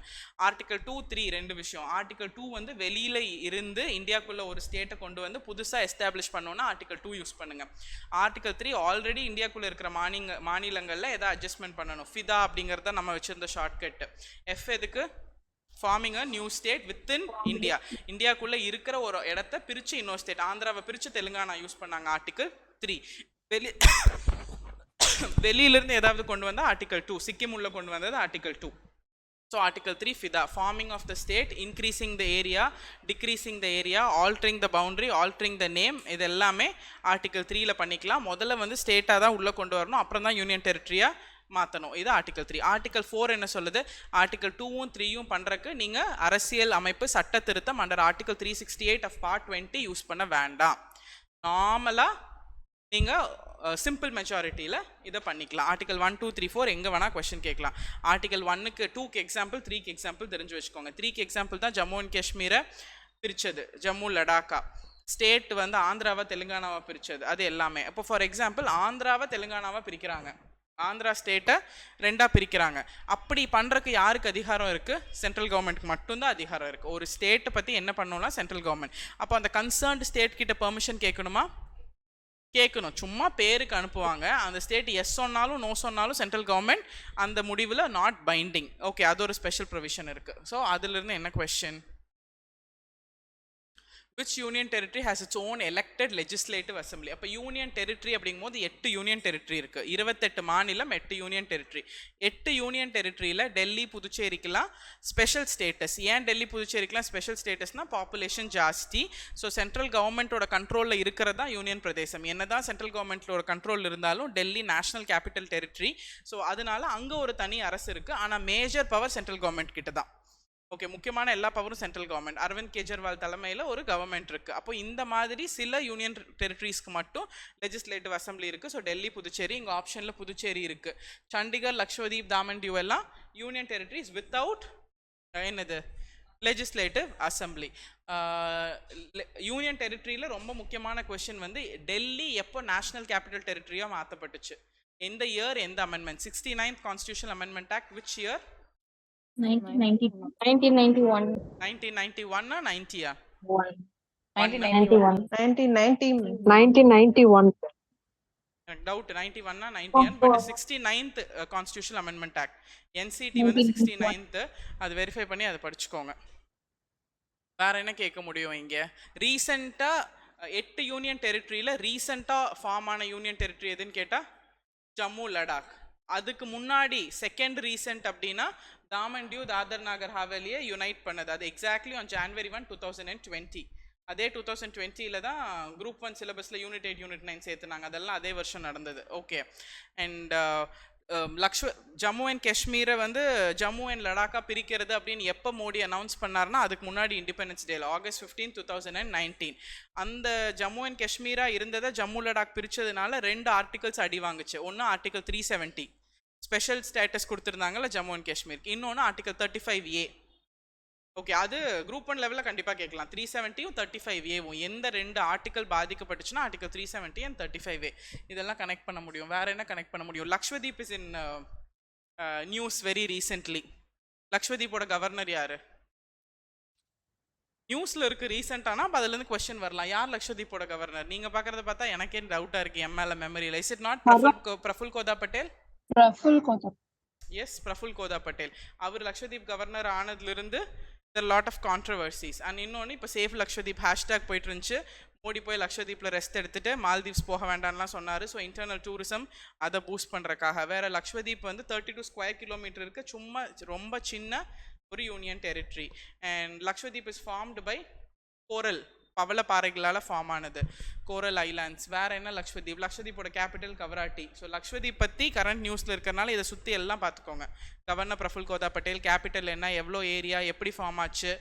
எஸ், லக்ஷ்வதீப் எப்போ லக்ஷ்வதீப்னு பேர் வந்துச்சு? 1773.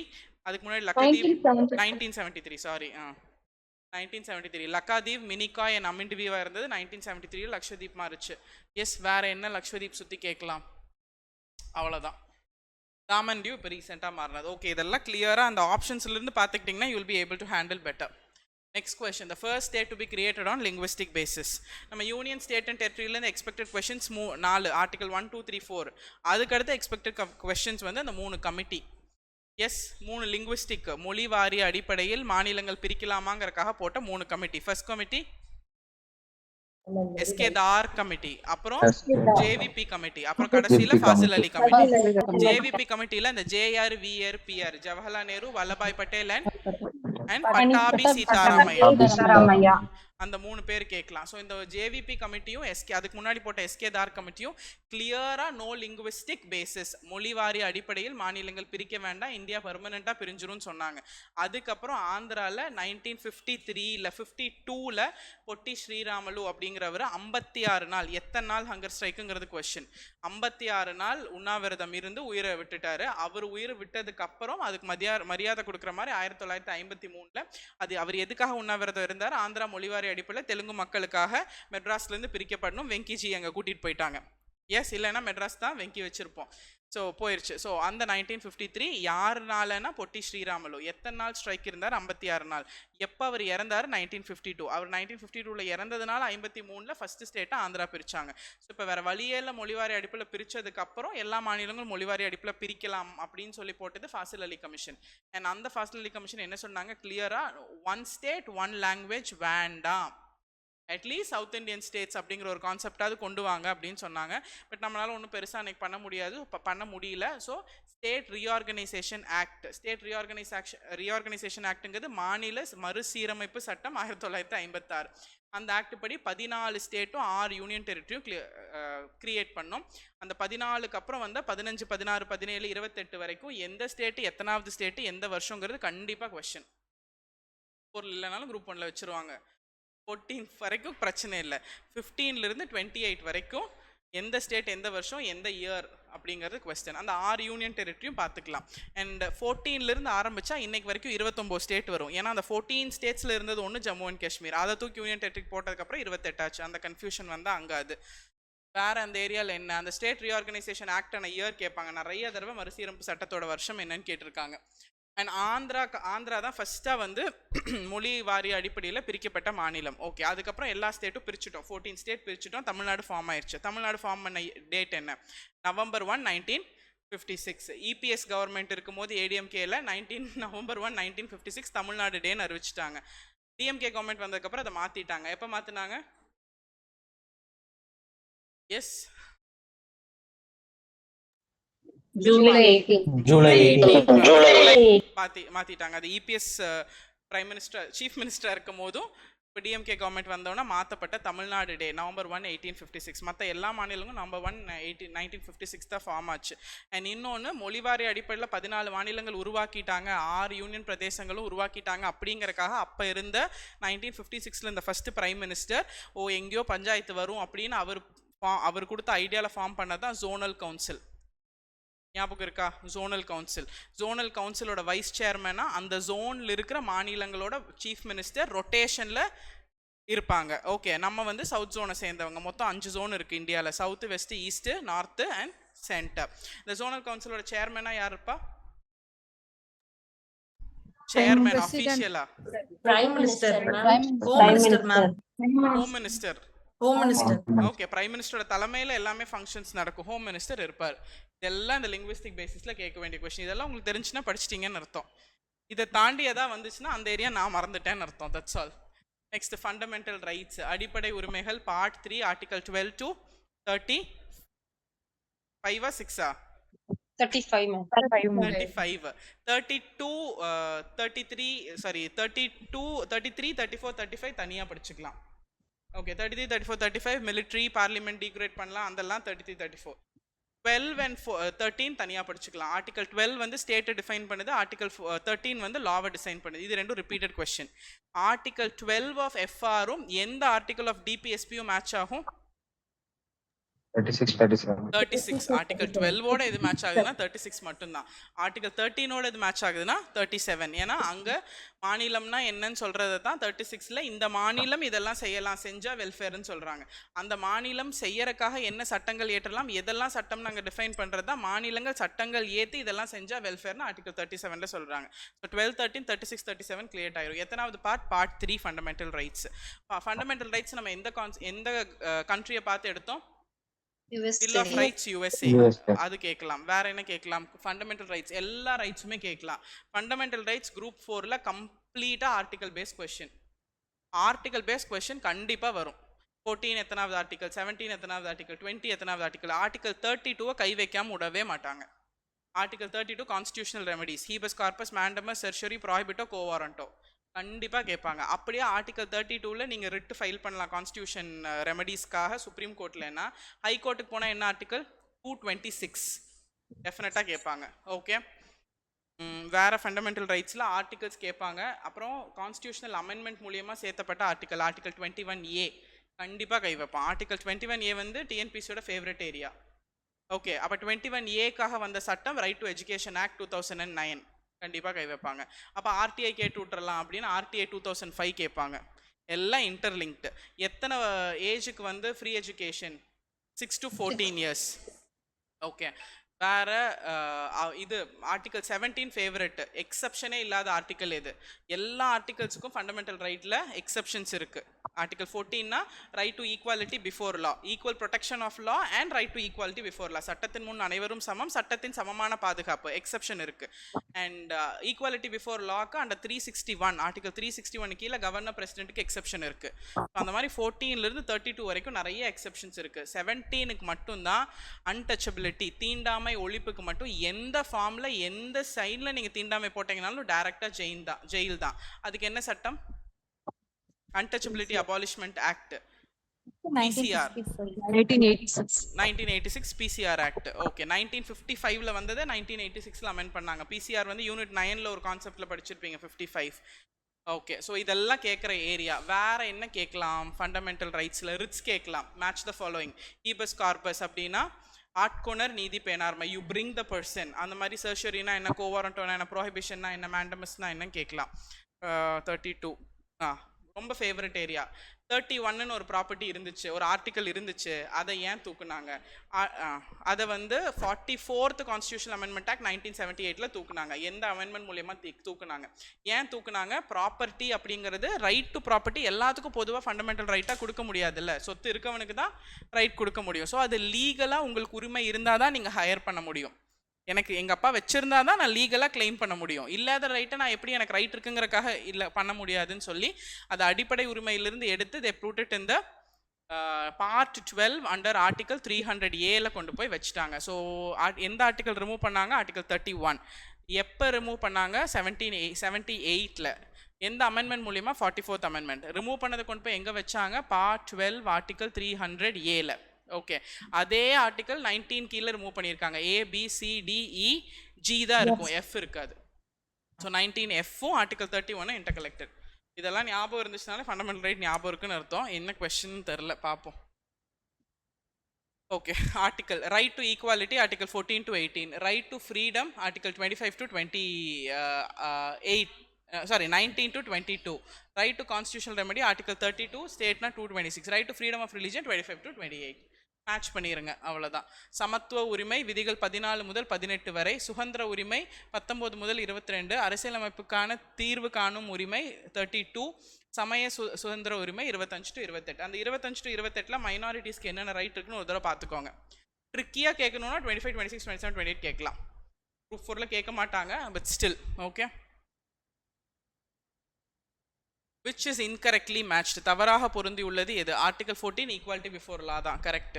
Article 17 equality of opportunity in matters of public employment. Article 15 தான் ஈக்குவாலிட்டி, 16 தான் ஈக்குவாலிட்டி ஆஃப் ஆப்பர்ச்சுனிட்டி. அது இல்லை. 17 அன்டச்சபிலிட்டி, எக்ஸப்ஷனே இல்லாத தீண்டாமை ஒழிப்பு சட்டம். ஸோ அதுதான் தப்பு. Article 21A right to elementary education. Article 21 right to life கீழே ஒரு குழந்தைக்கு எஜுகேஷன் கிடைக்கணுங்கிறக்காக 21A. பட் 21A எந்த அமெண்ட்மெண்ட் மூலிமா கொண்டு வந்தாங்க? 86th constitution amendment act 2002. Right to elementary education குழந்தை கொடுக்கணும் அப்படின்னா, என் குழந்தை கல்வி கொடுக்கணும் அப்படிங்கிறது குழந்தையோட உரிமை, கல்வி கிடைக்கணுங்கிறதுக்கு கொடுக்கணுங்கிறது என் கடமை இல்லையா? ஸோ ஃபண்டமெண்டல் டியூட்டியில் 51A கொண்டு போய் அதே 86 கான்ஸ்டியூஷன் அமெண்ட்மெண்ட் ஆக்ட் 2002ல வச்சாங்க. வெறும் ஃபண்டமெண்டல் டியூட்டிலையும் ரைட்லையும் வச்சா மட்டும் மக்கள் பண்ண மாட்டாங்கன்னு அதை லீகலைஸ் பண்ணதா right to education act 2009. Okay, child labour act எந்த வருஷம்? 1986 சைல்ட் லேபர் ஆக்ட். இதெல்லாம் பண்ணாமல் குழந்தை தொழிலில் நியமித்தினீங்கன்னா you will get prison. Okay, article 26 freedom to manage religious affair 25 to 28 கீழே அது வந்துடும். which right has been abolished by the 44th amendment act 1978? இப்போ அதான் பார்த்தோம். சொத்துரிமை வந்து அங்கே அபாலிஷ் பண்ணி கொண்டு போய் பார்ட் 12ல ஆர்டிகல் 300A கீழே வச்சிருக்காங்க. டன், அதெல்லாம் பண்ணியாச்சு. Right to clean water is a fundamental right under article 21. இதில் நீங்கள் என்ன பண்ணணும்னா எக்ஸாம்க்கு முன்னாடி ரைட் டு லைஃப் கீழே ஒரு 30 பாயிண்ட்ஸ் இருக்குது. நம்ம ஸ்டூடெண்ட்ஸ்க்கு நான் ஆல்ரெடி பிடிஎஃப் அனுப்பிச்சிருக்கேன். பழைய பேட்ச் ஸ்டூடெண்ட்ஸ்க்கு ஐ ரிமெம்பர், நியூ பேட்ச் ஸ்டூடெண்ட்ஸ்க்கு அனுப்புனான்னு ஞாபகம் இல்லை. But I will make sure எக்ஸாம்க்கு முன்னாடி நான் ஒரு தடவை அனுப்பிச்சிடுறேன். ஆர்டிகல் 21 கீழே சில இம்பார்ட்டன்ட் ரைட் டு லைஃப் அப்படிங்கிறது வாழ்வதற்கான உரிமைங்கிறது பொது. வாழ்வதற்கான உரிமை கீழே எனக்கு மூச்சுடுறக்கு உரிமை இருக்குது, எனக்கு தண்ணி குடிக்கிறக்கு உரிமை இருக்குது, தூங்குறக்கு உரிமை இருக்குது. தூங்க விடலைன்னா கேஸ் போட்டுடலாம் சுப்ரீம் கோர்ட்டில். எஸ், ஸோ அந்த மாதிரி இருக்குது. அந்த மாதிரி ஒரு லிஸ்ட் கீழே இருக்குது. அதை மட்டும் ஒரு தடவை பார்த்தீங்கன்னா வேறு ஏதாவது கேட்டால் கூட you will be able to answer.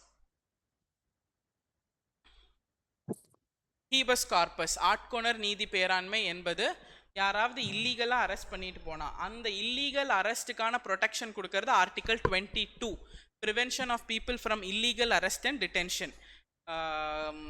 காவல் மற்றும் கைதிலிருந்து ப்ரொடெக்ஷன் கொடுக்குறாங்க.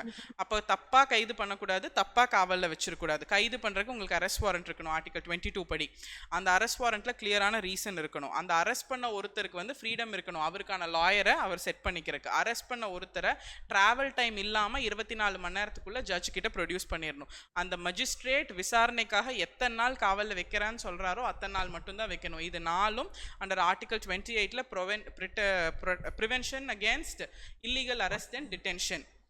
எஸ், அரெஸ்ட் காவல் மற்றும் கைதுக்கு எதிரான பாதுகாப்பில் இருக்குது. அந்த ஆர்டிகல் 22 ஃபாலோ பண்ணாமல் இல்லீகலாக அரெஸ்ட் பண்ணால் நீங்கள் கோர்ட்டுக்கு போய் என்னை காணோன்னு சொன்னீங்கன்னா ஹீபஸ் கார்பஸ் போட்டு உடனே கூப்பிட்டு வந்துடுவாங்க.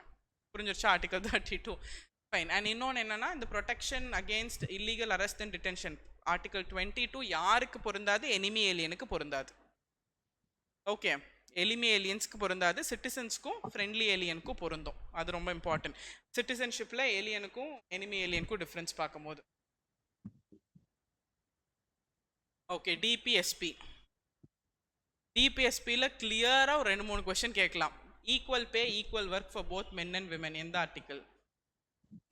39. ஓகே. அப்புறம் இந்த right to free education article 21A கொண்டு வந்து வைக்கிறதுக்கு முன்னாடி அது எந்த ஆர்டிக்கல் இருந்துச்சு? 45. ஓகே. அப்புறம் டிபிஎஸ்பியை எப்படி பிரிச்சிருக்காங்க? Socialistic, Gandhian, liberal intellectual. Okay, அந்த மாதிரி கேட்கலாம். இம்பீரியல் அப்படின்னா இல்லை லிபரல் இன்டெலெக்சுவல். வேற டிபிஎஸ்பியில் டிபிஎஸ்பி வந்து கம்பல்ஷனா இல்லையா? Not a compulsion. DPSP enforce பண்ணலைன்னா லீகலா ஜஸ்டிசைபிளா? கோர்ட்டுக்கு போகலாமா? போக முடியாது. ஸோ இதெல்லாம் டிபிஎஸ்பி கேட்கலாம். டிபிஎஸ்பியோட part 4 article 36 to 51. Yes. And புதுசாக டிபிஎஸ்பியில் சில அமெண்ட்மெண்ட்ஸ் மூலியமாக புது டிபிஎஸ்பிஸ் கொண்டு வந்திருக்காங்க. அது எது வேணால் கேட்கலாம். ஸோ இதெல்லாம் டிபிஎஸ்பின்னு கேட்குற ஏரியா. ப்ரீவியஸ் இயரில் article 41 of the constitution right to work. அந்த முக்கியமான ஆர்டிகல்ஸ் மட்டும் படிச்சிருங்க. 39, 45, 41 ஒரு 10 ஆர்டிகல் பார்த்துட்டு போனீங்கன்னா ஏதோ ஒன்று வரும். ஓகே, இல்லைனாலும் you will be able to answer from the option. Right to property article 31 கதற படிச்சிருக்கோம். அதை 44th கான்ஸ்டியூஷன் அமெண்ட்மெண்ட் 1978 டெலீட் பண்ணிட்டாங்க. ரைட் டு லைஃப் லிவ் எல்லாம் fundamental right. Right against exploitation fundamental right. சுரண்டலுக்கு எதிரான இது. அப்போ அதில் 2 விஷயம், ஃபோர்ஸ்டு லேபர் இருக்கக்கூடாது, டிராஃபிக் பண்ணக்கூடாது, விற்கக்கூடாது, அதெல்லாம் அதுக்கு இல்லை. இது எல்லாமே எஃப்ஆர்னு தெரிஞ்சால் அது மட்டும்தான் டிபிஎஸ்பி. ஸோ அப்படியும் போட்டுடலாம். டிபிஎஸ்பி ஓகே எங்கிருந்து இந்தியாக்குள்ளே கொண்டு வந்தாங்க? இது நம்ம சோர்ஸ் ஆஃப் கான்ஸ்டியூஷனில் இருக்கும். Government of India act. Government of India ஆக்டுக்குள்ள இன்ஸ்ட்ருமெண்ட் ஆஃப் இன்ஸ்ட்ரக்ஷன்ஸ் அப்படின்னு ஒன்று இருந்துச்சு. இன்ஸ்ட்ருமெண்ட் ஆஃப் இன்ஸ்ட்ரக்ஷன்ஸுக்கு அறிவுறுத்தல் செயற்கருவி 1935. அப்படின்னா என்னன்னா, கவர்மெண்ட் ஆஃப் இந்தியா ஆக்ட் 1935 ஆங்கிலேயர்கள் கொண்டு வந்த ஒரு சட்டம். பிரிட்டிஷ் யாருக்காக கொண்டு வந்தாங்க? பிரிட்டிஷர்ஸ் இந்தியாவை ரூல் பண்ணிட்டு இருந்தாங்கல்ல, அவங்களுக்காக கொண்டு வந்த சட்டம். ஸோ பிரிட்டிஷோட ரெப்ரசன்டேட்டிவாக கவர்னர் ஜெனரல் தானே இந்தியாவில் இருந்தாங்க. இப்போது டிபிஎஸ்பிங்கிறது என்ன? கான்ஸ்டிடியூஷன் ஸ்டேட்டுக்கிட்ட சொல்லுது. கான்ஸ்டிடியூஷனும் கவர்மெண்ட் தான், ஸ்டேட்டும் கவர்மெண்ட் தான். ஸோ கான்ஸ்டியூஷன் வந்து கவர்மெண்ட் கிட்ட சொல்லுது, இதெல்லாம் நீ பண்ணேன்னா உன் ஸ்டேட்டு நல்ல ஸ்டேட்டாக இருக்கும். அதே மாதிரி instrument of instruction government of India ஆக்டுக்குள்ள பிரிட்டிஷ் க்ரௌன் அந்த கவர்மெண்ட் ஆஃப் சட்டம் மூலியமாக இந்தியாவை ஆட்சி பண்ணிட்டு இருந்த ஸ்டேட்டுக்கு பதிலாக கவர்னர் ஜெனரல் கிட்ட சொன்னாங்க, இதெல்லாம் பண்ணு, மக்கள் உன்னை எதிர்க்க மாட்டாங்க, நீ சுதந்திரத்துக்காக அவங்க போராட மாட்டாங்க, நீ ஏன் அங்கே இருக்கலான்னு. ஸோ அந்த இன்ஸ்ட்ருமெண்ட்டை தான் இதை பண்ணால் வெல்ஃபேராக இருக்கும், நம்மக்கிட்டையும் சேர்த்திருக்கோம். Okay, so that's instrument of instrument. Magna Carta 1215 படிச்சிருக்கோம்ல எங்கேயோ, அதுதான் ஃபர்ஸ்ட் மேக்னா கார்ட்டா. மேக்னா கார்ட்டா ஆஃப் மேக்னா கார்ட்டா மகா சாசனம், மனித உரிமைக்கான மகா சாசனம்னு சொல்றது Fundamental rights. Fundamental rights. Fundamental rights. Okay. And fundamental ரைட்ஸ்ல இன்னொரு கொஸ்டின் இருக்கு. Heart and soul of the Indian constitution எது? ஆர்டிகல் 32 தான் heart and soul of the constitution. Human ரைட்ஸுக்காக இருக்கிற ஒரு document UDHR, universal declaration of human rights. Okay, அப்போ human rights day December 10th, அதை இம்ப்ளிமெண்ட் பண்ண டே, இதெல்லாம் கேட்கலாம். ரெகுலேட்டிங் ஆக்ட், சார்ட்டர் ஆக்ட்லாம் ஐஎன்எம்ல ஆக்சுவலி படிச்சிருக்கணும். ஸோ அந்த ஆக்ட்ஸ் எல்லாம் படிச்சுக்கோங்க. எந்த ஆக்ட்ல அந்த 1 lakh ரூபி எஜுகேஷனுக்காக கொடுத்தாங்க? 33 தானே? 33. அதெல்லாம் பார்த்துக்கலாம், அதெல்லாம் ஐஎன்எம் டிஸ்கஸ் பண்ணுவோம். அடுத்தது ஃபண்டமெண்டல் டியூட்டி. ஃபண்டமெண்டல் டியூட்டி அப்படிங்கிறது கான்ஸ்டியூஷன்ல இல்லை. கான்ஸ்டியூஷனில் இல்லாதனால எமர்ஜென்சி பீரியட் 75-77ல் மேடம் இந்திரா காந்தி பிரைம் மினிஸ்டராக இருக்கும் போது சேர்த்தாங்க. சேர்க்கறக்காக ஒரு அமெண்ட்மெண்ட் போட்டிருப்பாங்க. என்ன amendment? 42nd constitution amendment act 1976. 42nd constitution amendment act is call mini constitution. Okay, அதில் நிறைய விஷயம் சேர்த்திருப்பாங்க. அப்போ ஃபண்டமெண்டல் ரைட்ஸ் சேர்த்தலாம் அப்படின்னு ரெக்கமெண்ட் பண்ணும் போது எந்த கமிட்டி அதை பரிந்துரை பண்ணாங்க? ஸ்வரன் சிங், சர்தார் ஸ்வரன் சிங் கமிட்டி. சேர்த்தும் போது எத்தனை ஃபண்டமெண்டல் ரைட்? 10 fundamental right. எந்த ஆர்டிக்கல்? Article 51A. அது கீழே ABCDEFGHIJK. அதுக்கப்புறம் 10க்கு பதிலாக 11 சேர்த்துனது 86th கான்ஸ்டியூஷன் அமெண்ட்மெண்ட் ஆக்ட் 2002ல் 51AK கீழே என்ன கொண்டு போய் வச்சாங்க? இந்த ரைட் டு எஜுகேஷன். இது எல்லாமே ஃபண்டமெண்டல் ரைட்ஸ். அவ்வளோதானே. ஃபண்டமெண்டல் ரைட்ஸை லீகல் ப்ரொவிஷன் கொடுக்கறதுக்கு வர்மா கமிட்டி. சில ஃபண்டமெண்டல் டியூட்டிஸை வந்து நம்ம வந்து ஃபாலோ பண்ண மாட்டோம். அதுக்காக வர்மா கமிட்டி ரெக்கமெண்டேஷன்ஸ் படி கொண்டு வந்த சில சட்டங்கள் வந்து protection of forest and wildlife, article 9 under act 1972. Okay, yes, நீங்கள் எதுவும் சொன்னீங்க Abhishek? Verma committee. Okay, done. இந்திய அரசியலமைப்பு எந்த விதி அடிப்படை கடமைகளை குறித்து விளக்குகிறது? ஓகே, எந்த 51A 51A?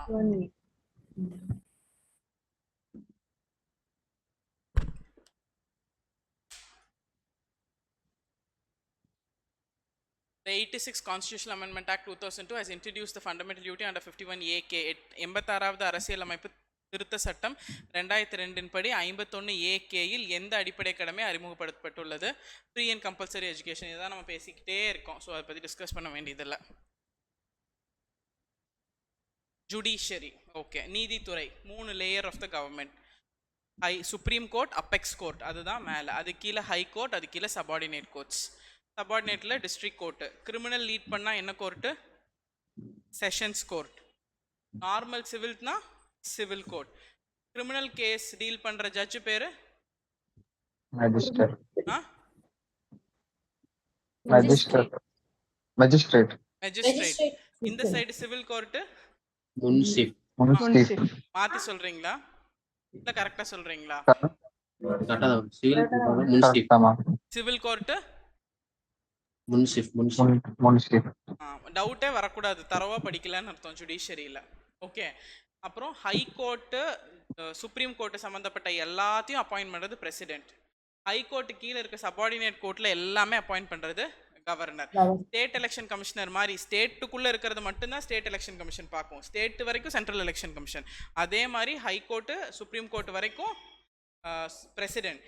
அது ஸ்டேட்டுக்குள்ளே இருக்க டிஸ்ட்ரிக்ட் கோர்ட் சபார்டினேட் கோர்ட்டு தான் governor. High court judges appoint பண்ணும்போது பிரசிடென்ட் சிஜேஐ கன்சல்ட் பண்ணிக்குவார். கரெக்டா? பிரசிடென்ட் கவர்னர் வந்து மற்ற கோர்ட்ஸ் ஜட்ஜஸ் அப்பாயிண்ட் பண்ணும்போது ஹை கோர்ட் ஜட்ஜை கன்சல்ட் பண்ணிக்குவார். ஸோ இதில் டவுட் வரக்கூடாது. யார் அப்பாயிண்ட் பண்ணுறாங்கிறது ரொம்ப முக்கியம். வேறு ஜுடிஷியரி பொறுத்த வரைக்கும் வேறு என்ன கொஷின்ஸ் கேட்கலாம்? Family court act 1984. Okay, village court, கிராம நியாயாலய் எந்த வருஷம் வந்துச்சு? 2004 October 2 நினைக்கிறேன். கரெக்டா? 2004 தானே? 2004 தானே அது ஆக்ட்? 2008. ஓகே, 2009. ஃபேமிலி கோர்ட் 1985 ஞாபகம் இருக்கு. வில்லேஜ் கோர்ட் மட்டும் இயர், ஆனா டேட் வந்து October 2. பட் டேட் மட்டும் செக் பண்ணிக்கோங்க. 2008 ma'am. 2008. Okay. Chief justice and other judges of the Indian supreme court. அப்போ சுப்ரீம் கோர்ட் ஹை கோர்ட்னாலே பிரசிடென்ட் தான். Chief justice and other judges appoint பண்ணும்போது சுப்ரீம் கோர்ட்டில் பிரசிடென்ட் சீஃப் ஜஸ்டிஸை கன்சல்ட் பண்ணி அப்பாயிண்ட் பண்ணுவார். Other options attorney general appoint பண்ணுறதும் president தான். அட்டார்னி ஜெனரலுக்கான ஆர்டிகல் 76. கவர்னர் 163. கரெக்ட் தானே? Governor article 163யா?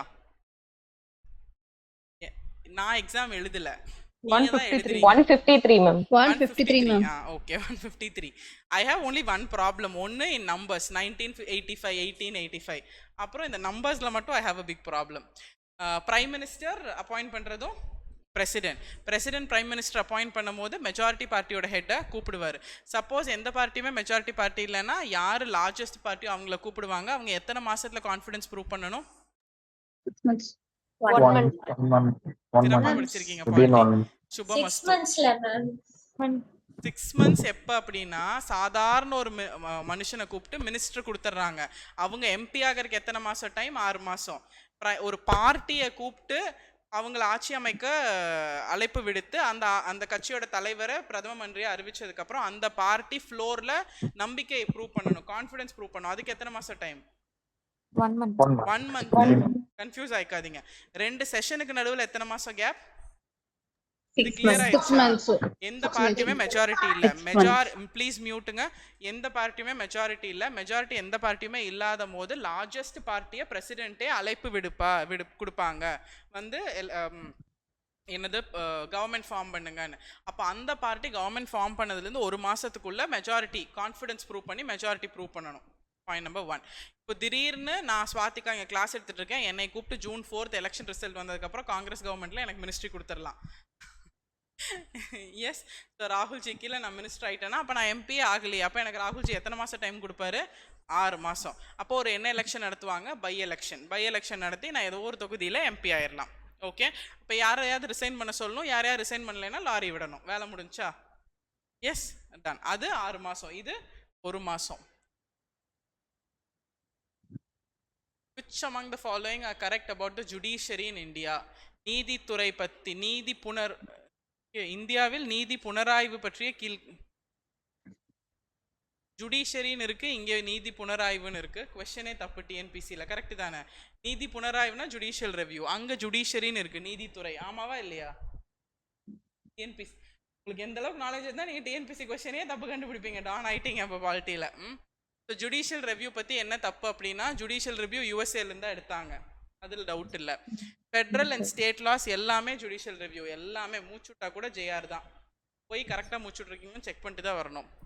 The constitution article 13B saves the act from judicial review. Article 13 தான் சொல்லுது எல்லாமே ஜுடிஷியல் ரிவ்யூக்கு உட்பட்டது அப்படின்னு. ஆர்டிகல் 13 தானே லா பற்றி பேசுது. ஆர்டிகல் 12 தானே ஸ்டேட்டை பற்றி பேசுது. ஆர்டிகல் 13 தான் சொல்லுது எந்த லாவும் ப்ரீ கான்ஸ்டிடியூஷனலோ போஸ்ட் கான்ஸ்டிடியூஷனலோ, அரசியலுக்கு முன் வந்ததோ அரசியலுக்கு பின் வந்ததோ எல்லாமே நீதிமன்ற ஆய்வுக்கு உட்படுத்தப்பட்டது. எங்கேயாவது ஏதாவது சட்டம் முன்னாடி வந்தாலும் சரி பின்னாடி வந்தாலும் சரி அடிப்படை உரிமையை பாதிச்சுது அப்படின்னா அது நீதிமன்ற ஆய்வப்போ கண்டுபிடிக்கப்பட்ட அந்த சட்டம் செல்லாது.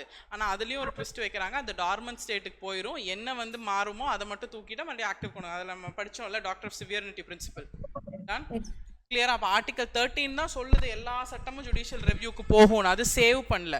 அரசியலமைப்பு சட்டப்பிரிவு 13B நீதித்துறை மறு ஆய்வு செய்வதை தடுக்கிறது இல்லை, மறு ஆய்வு செய்வதற்கு உட்படுத்துது. அது பண்ணணும்னு சொல்லுது.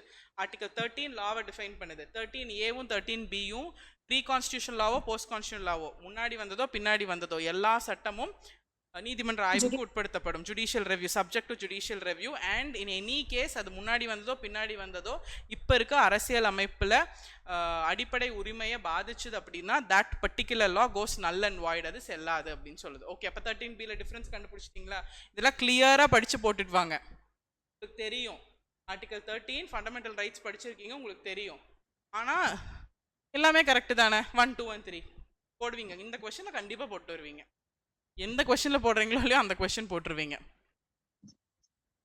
ஓகே. Be very careful. தடுக்கிறது. சப்போஸ் நீங்கள் இங்கிலீஷ் மீடியமாகவே இருந்தாலும் சில கொஸ்டின்ஸ் தமிழில் படிங்க. Because we are use to Tamil. Tamil நம்ம ரொம்ப பழக்கப்பட்ட மொழிங்கிறனால டக்குன்னு தப்பு கண்டுபிடிச்சிருவோம்.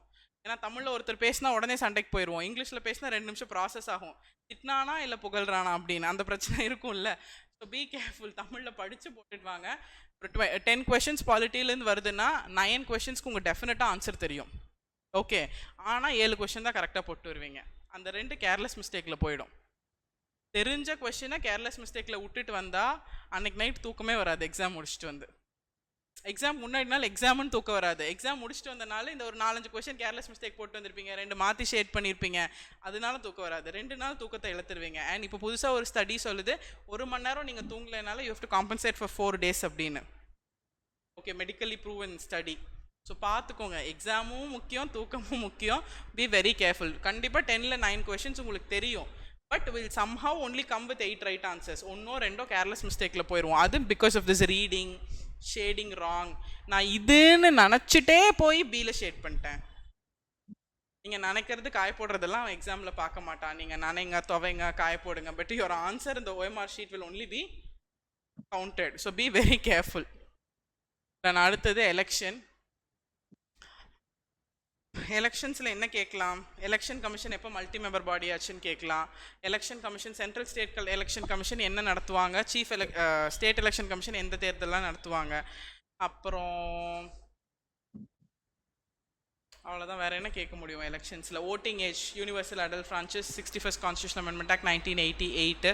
எலெக்ஷன் கமிஷனை யார் அப்பாயிண்ட் பண்ணுறா, யார் ரெக்கமெண்ட் பண்ணுறா? Prime minister with council of ministers recommend பண்ணுறது படி பிரசிடென்ட் அப்பாயிண்ட் பண்ணுறாரு, அது கேட்கலாம். ஓகே, டன், இவ்வளோதான். ஸோ அந்த election commission article 324 to 4 to 329. Okay, part article 280 என்ன? ஃபினான்ஸ் கமிஷன்ல எத்தனாவது ஃபினான்ஸ் கமிஷன்? 13-14 ஃபினான்ஸ் கமிஷனோட chairman. Very very important. Okay, இங்கே கொஸ்டின் இல்லை ப்ரீவியஸ் இயரில், பட் இந்த தடவை கேட்கறதுக்கு வாய்ப்பு இருக்குது. ஃபினான்ஸ் கமிஷன் பார்த்துக்கோங்க. The election process at the state level is supervised by. See, questionல என்ன அண்டர்ஸ்டாண்டிங்னா, நான் இன்னும் ஆப்ஷனுக்கே போகலை, ஆனால் இங்கேயே you should come to an understanding. The election process at the state level is supervised by. மாநில அளவில் தேர்தல் நடைமுறையை மேற்பார்வையிடுபவர். மாநில அளவில் தேர்தல் நடத்துறவர் யாருன்னு கேட்டால் தான் ஸ்டேட் எலெக்ஷன் கமிஷன். நடத்துறதும் கண்காணிக்கிறதுக்கும் 2 வித்தியாசம் இருக்குல்ல. ஒரு டிபார்ட்மெண்ட் இருக்குது, ஒரு டிபார்ட்மெண்ட்டோட ஹெட்டு வேறு, அந்த டிபார்ட்மெண்ட்டோட சூப்பர்வைசர் வேறு. ஓகே, சிக்ஷாவோட ஹெட்டுனா சூப்பர்வைஸ் நந்தினி பண்ணுறாங்க அப்படின்னா 2க்கும் வித்தியாசம் இருக்குது. நம்ம ஸ்டேட் எலெக்ஷன் கமிஷன்னாலே குதிரை கடிவாளம் போட்ட மாதிரி ஸ்டேட் எலெக்ஷன் கமிஷனர்னு போகிறோம். இந்த கொஸ்டினில் சூப்பர்வைசர் மேற்பார்வையரை கண்டக்ட் பண்ணுறாங்களான்னு பார்த்துக்கோங்க. ஸோ கண்டக்ட் பண்ணுறதுனா ஸ்டேட் எலெக்ஷன் கமிஷனர், அதுவும் state level chief election commissioner. எல்லாருமே இந்த ஆன்சர் சீஃப் எலெக்ஷன் கமிஷனர் போட்டு வந்துடுவீங்க வந்தால். ஸ்டேட் லெவல்னா சீஃப் எலெக்ஷன் கமிஷனர் தானே. ஸ்டேட்டுக்குள்ளே லோக்கல் அண்ட் முனிசிபாலிட்டி பஞ்சாயத்து வந்தால் தானே ஒருத்தவங்க வருவாங்க அப்படின்னு. இங்கே வந்து கண்டக்ட் பண்ணுறது கேட்கல, சூப்பர்வைஸ் யார் நடத்துகிறான்னு கேட்கல. அப்போ நடத்துகிறவங்க வேற, சூப்பர்வைஸ் பண்ணுறவங்க வேறங்கும் போது chief election commissioner first omit பண்ணிடுங்க. அவர் கண்டக்ட் தான் பண்ணுவார், சூப்பர்வைஸ் பண்ண மாட்டார். கண்டக்ட் பண்ணுறது அவர், அதை சூப்பர்வைஸ் பண்ணுறக்கு உங்கள் IAS ஆஃபீஸர்ஸ் யாரையாவது நியமனம் பண்ணுவார், அவங்க தான் சீஃப் எலக்ட்ரல் ஆஃபீஸர். அது போக ஒரு டிஸ்ட்ரிக்ட்டுக்கு அந்த டிஸ்ட்ரிக்டோட IAS officers important senior most government officials returning ஆஃபீஸராக இருப்பாங்க, ஜோனல் ஆஃபீஸர்ஸாக இருப்பாங்க, அது வேறு. பட் சீஃப் எலக்ட்ரல் ஆஃபீஸர் அப்படிங்கிறது சீஃப் எலெக்ஷன் கமிஷனர்னால அந்த ஸ்டேட்டுக்கு சூப்பர்வைஸ் பண்ணுறதுக்காக பண்ணது. ஐ திங்க் இப்போது ஷாஹு IAS, ஐயோ I forgot his name, Satyabrata ஷாஹுவா யாருங்க? சத்யபிரதா சாஹூ. சம் சாஹூ, 2 சாஹூ இருக்காங்க இப்போ போஸ்ட்ல. ஒன்று சுப்ரியா சாஹூ மேடம் அண்ட் இன்னொரு இவர். Supriya Sahoo madam environmental ministry. Okay, மனாசர் மேடமோட ஹெட்டு. ஸோ எனக்கு அது கான்க்ரீட்டாக ஞாபகம் இருக்கும். ஒரு சாஹூ தான் சீஃப் எலக்ட்ரல் ஆஃபீஸர். புரிஞ்சிருச்சுங்களா? சீஃப் எலக்ட்ரல் ஆஃபீஸர் சூப்பர்வைஸ் பண்ணுறதுக்காக அந்த மாநில தேர்தலை பார்வையிடுறதுக்காக மாநில தேர்தல் ஆணையர்னால நியமிக்கப்படுறது. பட் எலெக்ஷன் மாநில அளவில் தேர்தலையோ மத்திய அளவில் தேர்தலையோ யார் நடத்துகிறா, கண்டக்ட் பண்ணுறான்னு கேட்டால் சீஃப் எலெக்ஷன் கமிஷன், மத்திய தேர்தல் ஆணையம். 2க்கும் டிஃப்ரென்ஸ் புரிஞ்சிருச்சா? கொஸ்டினை தப்பாக படிச்சுட்டு ஆன்சர் மட்டும் தப்பாக போட்டு வந்தீங்கன்னா இம்போசிஷன் எழுதணும் எக்ஸாம் முடிச்சுட்டு. லோக்கல் செல்ஃப் கவர்மெண்ட்னா ரிப்பன்லேருந்து ஆரம்பிக்கலாம். Father of local self government Ripon. First municipality Madras, first panchayat Rajasthan Nagaur, அதுக்கப்புறம் ஆந்திர பிரதேஷ் 1953. வேற லோக்கல் செல்ஃப் கவர்மெண்ட்டுங்கிறது நமக்கு புது விஷயம் கிடையாது. குடவோலை முறையில் இருக்குது. பராந்தக சோழார் உத்திரமேரூர் இன்ஸ்கிரிப்ஷனில் பேசியிருக்கோம். அதெல்லாம் கௌத்தில்யா சாணக்கியா அர்த்தசாஸ்திராலே எழுதியிருக்காங்க. And local self government independence வாங்குறதுக்கு முன்னாடி அரசியலமைப்பை போய் கொண்டு வரலான்னு ப்ளூ பிரிண்ட் கொடுத்தாங்க. யார் ப்ளூ பிரிண்ட் கொடுத்தா? அம்பேத்கர் தான் வேண்டான்னாரு. லாஜிக்கே இல்லாம எப்படி கனெக்ட் பண்றீங்க? அம்பேத்கர் தான் லோக்கல் செல்ஃப் கவர்மெண்ட் வேண்டான்னாரு. ஏன்னா லோக்கல் செல்ஃப் கவர்மெண்ட் வந்துட்டாலே என்ன சொல்றது, மக்கள் வந்து அங்க ஜாதியை உள்ள கொண்டு வந்துருவாங்க. ஜாதினால பாதிக்கப்பட்ட தாழ்த்தப்பட்ட மக்களுக்கு அது பயங்கர பிரச்சனை ஆயிரும். லோக்கல் செல்ஃப் கவர்மெண்ட் கான்ஸ்டியூஷன் அப்போ வைக்க விடாத பண்ணதே அம்பேத்கர் தான். இப்போ லோக்கல் செல்ஃப் கவர்மெண்ட்டுக்கு ப்ளூ பிரிண்ட் கொடுத்தது யாரு? Shriman Narayan. Okay, blueprint கொடுத்தாரு, சஜஸ்ட் பண்ணாரு. பட் அம்பேத்கர் தான் father of the constitution. So he clearly rejected. State லெவலில் சென்ட்ரல் லெவலில் பெருசாக ரிலீஜியனோ காஸ்ட்டோ ப்ளே பண்ணாது. ஆனால் ஒரு லோக்கல் செல்ஃப் கவர்மெண்ட்டுன்னு ஒன்று கொண்டு வந்துட்டோம்னா, பஞ்சாயத்துன்னு ஒன்று கொண்டு வந்துட்டோம்னா, அந்த ஊரில் இருக்கிற ஜாதினால் உயர்ந்த தரத்தில் இருக்க மக்கள் தான் பஞ்சாயத்து தலைவர் ஆவாங்க. அப்போ அங்கே இன்னொரு பிரச்சனை வந்துடும். எதுக்காக நான் இத்தனை வருஷம் போராடி 3 ரவுண்ட் டேபிள் கான்ஃபரன்ஸுக்கு போய் கம்யூனல் அவார்டு வாங்கி இதெல்லாம் பண்ணி இன்னைக்கு கான்ஸ்டியூஷன் எழுதுறனோ அதுவே வேஸ்ட்டாக போயிடும். லோக்கல் செல்ஃப் கவர்மெண்ட்டை எதிர்த்து கடைசி வரைக்கும் அரசியலமைப்பில் வைக்க விடாமல் பண்ணது Ambedkar. Okay, so it was not part of constitution. அங்கேயே புரிஞ்சுட்டா. அப்போ பின்னாடி எப்போவோ கொண்டு வந்திருக்காங்க. எப்போ கொண்டு வந்தாங்க? 1992 கொண்டு வந்தாங்க. கொண்டு வரும்போது அரசியலமைப்பு சட்ட திருத்தம் 73, 74. 73 பஞ்சாயத்துக்கு, 74 முனிசிபாலிட்டிக்கு. அண்ட் அது கொண்டு வரக்காக கமிட்டி போட்டாங்க. Balwant Rai Mehta committee, Ashok Mehta committee, GVK Rao committee, LM Singhvi committee.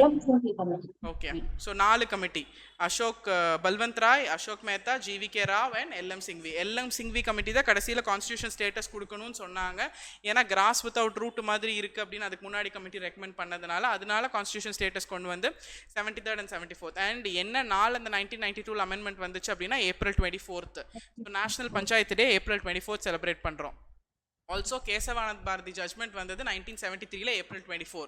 ரெண்டும் ஒரே நாள். எப்படி ஹிஸ்ட்ரி அண்ட் கல்ச்சரில் பாபரோட பிறந்த நாளும் அக்பர் பவருக்கு வந்தது ரெண்டுமே வேலண்டைன்ஸ் டேவோ, அந்த மாதிரி இங்கே 2 கனெக்ஷன் இருக்குது. வேறு வித் ரெஸ்பெக்ட் டு தட், தமிழ்நாட்டில் எந்த வருஷம் லோக்கல் செல்ஃப் கவர்மெண்ட்டுக்கான சட்டம் ஏற்றுனாங்கன்னா 1994. அதுக்கப்புறம் தான் தமிழ்நாட்டில் ஸ்டேட் எலெக்ஷன் கமிஷன் ஃபார்ம் பண்ணாங்க. ஜூலையில் 1994 சட்டம் வந்ததுக்கு அப்புறம் தான் ஸ்டேட் எலெக்ஷன் கமிஷனே ஃபார்ம். அதுக்கு முன்னாடி மாநில தேர்தல் ஆணையம் வரதுக்கான அவசியமே இல்லை. அதுதான் மத்திய தேர்தல் ஆணையமே மாநில அரசுக்கான தேர்தலையும் மத்திய அரசுக்கான தேர்தலையும் நடத்திடும். வேற what else with respect to local self government? Panchayat அப்படின்னா ரூரல் பேக்ரவுண்ட் எப்படி பிரிப்போம்? Village panchayat, panchayat union, district panchayat. அர்பன்ல town panchayat, municipality and municipal corporation. அந்த municipal corporation, municipality and town பஞ்சாயத்துக்கு 3 கவர்மெண்ட் ஆஃபீஸர்ஸ் இருப்பாங்க. யார் யார் இருப்பா? முனிசிபல் கார்பரேஷனுக்கு ஒரு IAS ஆஃபீஸர், கார்பரேஷன் கமிஷனராக இருப்பார். முனிசிபாலிட்டிக்கு உங்கள் குரூப் 2 ஆஃபீஸர், முனிசிபல் கமிஷனர். இப்போ நம்ம ஸ்டூடெண்ட்ஸ் MC எடுத்திருக்காங்க, அவங்க இருப்பாங்க. கீழே டவுன் பஞ்சாயத்துக்கு EO, எக்ஸிக்யூட்டிவ் ஆஃபீஸர். ஆனால் இந்த வில்லேஜ் லெவலில் கவர்மெண்ட் ஆஃபீஸர்ஸ் இருக்க மாட்டாங்க. இந்த நான் வில்லேஜ் லெவலில் கவர்மெண்ட் ஆஃபீஸர்ஸ் இருப்பாங்க. அண்ட் அந்த இன்டைரக்ட் எலெக்ஷன் டைரக்ட் எலெக்ஷனாக மாற்றிக்கலாமா? இப்போ இந்த தடவை பஞ்சாயத்து எலெக்ஷனில் பிரசிடென்ட்டுக்கு இன்டைரக்ட் எலெக்ஷனு, வார்டு மெம்பர்ஸ்க்கு டைரக்ட் எலெக்ஷன். அடுத்த தடவை பஞ்சாயத்து தேர்தல் நடக்கும்போது வார்டு மெம்பருக்கும் டைரக்ட் எலெக்ஷன், யாருக்கும் இன்டைரக்ட், பிரசிடென்ட்க்கும் டைரக்ட் எலெக்ஷன். என்னங்க போன தேர்தல் இப்படி நடந்தாங்க, இந்த தேர்தல் இப்படி நடத்தலாம்னா ஸ்டேட் எலெக்ஷன் கமிஷனோ இல்லை பஞ்சாயத்து சிஸ்டமோ லோக்கல் செல்ஃப் கவர்மெண்ட்குள்ளே இருக்கிற முனிசிபாலிட்டியோ பஞ்சாயத்தோ ஸ்டேட் சப்ஜெக்ட்குள்ளே இருக்குது. மாநில பட்டியலுக்குள்ளே ஸ்டேட் சப்ஜெக்ட் நம்பர் 5 இருக்குது. ஸோ மாநில பட்டியலில் இருக்க எல்லாமே மாநில அரசு சட்டத்துக்கு உட்பட்டப்படுத்துது. ஓகே, ஸோ ஸ்டேட் கவர்மெண்ட் எப்போ வேணால் சட்டத்தை மாற்றிக்கலாம். இது டைரக்ட் எலெக்ஷன், இன்டைரக்ட் எலெக்ஷன். அப்போ அதை பார்க்கும்போது 3 பட்டியல் இருக்குது. 3 பட்டியலில் என்னென்ன சப்ஜெக்ட் இருக்குது அது ஞாபகம் வச்சுக்கணும். Union list, central list and state list. Union லிஸ்ட்டில் 100 சப்ஜெக்ட்ஸ், ஸ்டேட் லிஸ்ட்டில் இப்போ கரெக்டாக 57 தானே. அண்ட் கன்கரண்ட்டில் ஜாஸ்தி பண்ணியிருக்காங்க. 62 தான். இங்கேருந்து 5 தூக்கி அங்கே போட்டாங்கல்ல. 52வா? 52. ஸோ 100, 61, 57, 52 கரெக்ட் தானே? இல்லையே, 60ல் ஒரு நம்பர் வரும். 61. அப்புறம் இங்கே 52. டன் 100, 61, 52. அந்த 67 இருந்து 61 ஆச்சு ஸ்டேட் லிஸ்ட்ல. அந்த சப்ஜெக்டை எப்படி இங்க கொண்டு போனாங்க? எஜுகேஷன், ஃபாரஸ்ட் அதெல்லாம் அதுதான் கொண்டு போயிருப்பாங்க. 44th கான்ஸ்டியூஷன் அமெண்ட்மெண்ட் ஆக்ட் 1978 ஏன் கொண்டு போய் பொதுப்பட்டியலில் வச்சிருக்காங்க? பொதுப்பட்டியலில் வச்சாதான் மாநில அரசு மத்திய அரசு ரெண்டு பேருமே சட்டம் ஏற்ற முடியும். அப்படி மத்திய அரசு சட்டம் ஏற்றி மாநில அரசுக்கும் பவர் இருக்க டைம்ல கூட மாநில அரசோட சட்டம் செல்லாது, மத்திய அரசோட சட்டம் தான் செல்லும். அதுக்கு எக்ஸாம்பிள் நீட்டா இல்லை neat. Okay done. Local self கவர்மெண்ட்ல இதெல்லாம் கேட்கலாம். இப்போ என்ன கேட்டிருக்காங்கன்னு தெரில. Which amendment has made provisions related to Nagarpalika, urban local government? Nagarpalika சட்டம் சார்ந்த சட்ட திருத்தம். நகர்பாலிகா அர்பன் பிராக்கெட்லயும் இருக்கு அர்பன், இல்லைன்னா நகரமயமாக்குதல் நகர் அப்படி கொடுக்கலன்னா அந்த ஹிந்தி வேர்ட் நகர் வச்சு எடுத்துக்கோங்க. கிராமனா கிராமன் வரும், அர்பன்னா நகர். ஸோ நகர்னா முனிசிபாலிட்டி 74th, கிராமம்னா பஞ்சாயத் 73rd. இயர் வந்து 1992 கேட்கல. கடைசியாக எந்த கமிட்டி ரெக்கமெண்ட் பண்ணாங்க? LM Singhvi committee. LM Singhvi ஒரு டேர்மை காயின் பண்ணியிருப்பார். என்ன term? Lokpal Lokayukta. National panchayat Raj day, அந்த சட்டம் அரசியலமைப்பு சட்ட திருத்தம் நிறைவேற்றப்பட்ட நாள் ஏப்ரல் 24. கேசவானந்த் பாரதி கேஸோட ரிலேட் பண்ணோம். இதில் வேற ஏதாவது அமெண்ட்மெண்ட்ஸ் கனெக்ட் பண்ண முடியுதா? 73rd மட்டும் கனெக்ட் பண்ண முடியும். 75, 70லாம் not important. Corruption in public life. Okay, ஊழல். நாளைக்கு நீங்கள்லாம் அரசு அதிகாரி ஆனதுக்கப்புறம் ஊழலில் ஈடுபடாமல் இருக்கணும், கரெக்டாக? அதுதான் முக்கியமான ஃபர்ஸ்ட் கொஸ்டின். ரெண்டாவது, கரப்ஷனுக்காக வந்த சட்டம் cobra, corruption prevention act. Cobra சட்டம் 1986, அமெண்ட் பண்ணது 2019. 3 லெவல் ஆஃப் கன்சியூமர் கோர்ட் இருக்கு. District level, state level, national level. So ஒரு 20 lakhsனா நீங்கள் டிஸ்ட்ரிக்ட் கோர்ட்டுக்குள்ளே போய்க்கலாம். 10 ரூபா பேசல இல்லைன்னா நீங்கள் எங்கே போகணும்? நேஷனல் கோர்ட்டுக்கு போக வேண்டாம், டிஸ்ட்ரிக்ட் கோர்ட்டில். So 20 lakhs to 1 crore I think state court, 1 crore above national court. So 3 level of court. Consumer கோர்ட்டில் நீங்கள் கேஸ் போடும்போது உங்களுக்கு லாயரே தேவையில்லை, நீங்களே A4 ஷீட்டில் கம்ப்ளைண்ட் ஃபைல் பண்ணிக்கலாம். 2019 ஆக்டில் காமர்ஸும் உள்ளே சேர்த்திருக்காங்க. ஸோ ஆன்லைனில் வாட்டர் பாட்டில் போட்டால் செங்கல் தான் வந்துச்சுனாலும் நீங்கள் கன்சியூமர் கோர்ட்டுக்கு போய்க்கலாம். ஸோ இதெல்லாம் பேசிக் திங்ஸ். வேறு காப்பராக்குள்ளே சிவில் விஜிலன்ஸ் கமிஷன். யார் ஃபஸ்ட்டு சிவில் விஜிலன்ஸ் கமிஷன்? ஏன்னா இந்த கோர்ட்டில் இல்லாதெல்லாம் சிவிசிக்கு தான் போகும். So you can connect there. First civil vigilance commissioner Nittoor Srinivasa Rau. I think நம்ம கிளாஸ் நோட்ஸில் எழுதியிருக்கோம்னு நினைக்கிறேன். நித்தூர் ஸ்ரீனிவாச ராவ் படித்தாலே போதும். சென்ட்ரல் விஜிலன்ஸ் கமிஷன் ரெக்கமெண்ட் பண்ணது யார்? சந்தானம் கமிட்டி. ஸோ கமிட்டிஸும் நம்ம லிஸ்ட்டில் எழுதியிருக்கோம் கிளாஸில். ப்ரிவென்ஷன் ஆன் கரப்ஷனுக்கான கமிட்டி. அட்மினிஸ்ட்ரேட்டிவ் ரிஃபார்ம்ஸ் கமிஷன்லாம் எலெக்ஷன் சம்மந்தப்பட்டது. National development council planning commission கூட இருந்தது, தெரியுதா? பிளானிங் கமிஷன் 1950 கொண்டு வரும்போது 1950 ஆகஸ்ட் 20th அன்னைக்கு நேஷனல் டெவலப்மெண்ட் கவுன்சில் கொண்டு வந்தாங்க. இப்போ பிளானிங் கமிஷன் பதில் நீத்தி ஆயோக் வந்தனால நேஷனல் டெவலப்மெண்ட் கவுன்சில் இன்னும் அபாலிஷ் பண்ணுறதுக்கான ஆர்டர் வந்து அபாலிஷ் பண்ணாமல் இருக்குது. Planning commission not in action. NITI Aayog 1 January 2015 இப்போ இருக்குது. ஸோ 5-year பிளானோட பிளானிங் கமிஷனோட வேலை முடிஞ்சிருச்சு. எஸ், பிளானிங் கமிஷன் கூட இருந்தது national development council. Law commission உங்களுக்கே தெரியும், சட்ட ஆணையம்.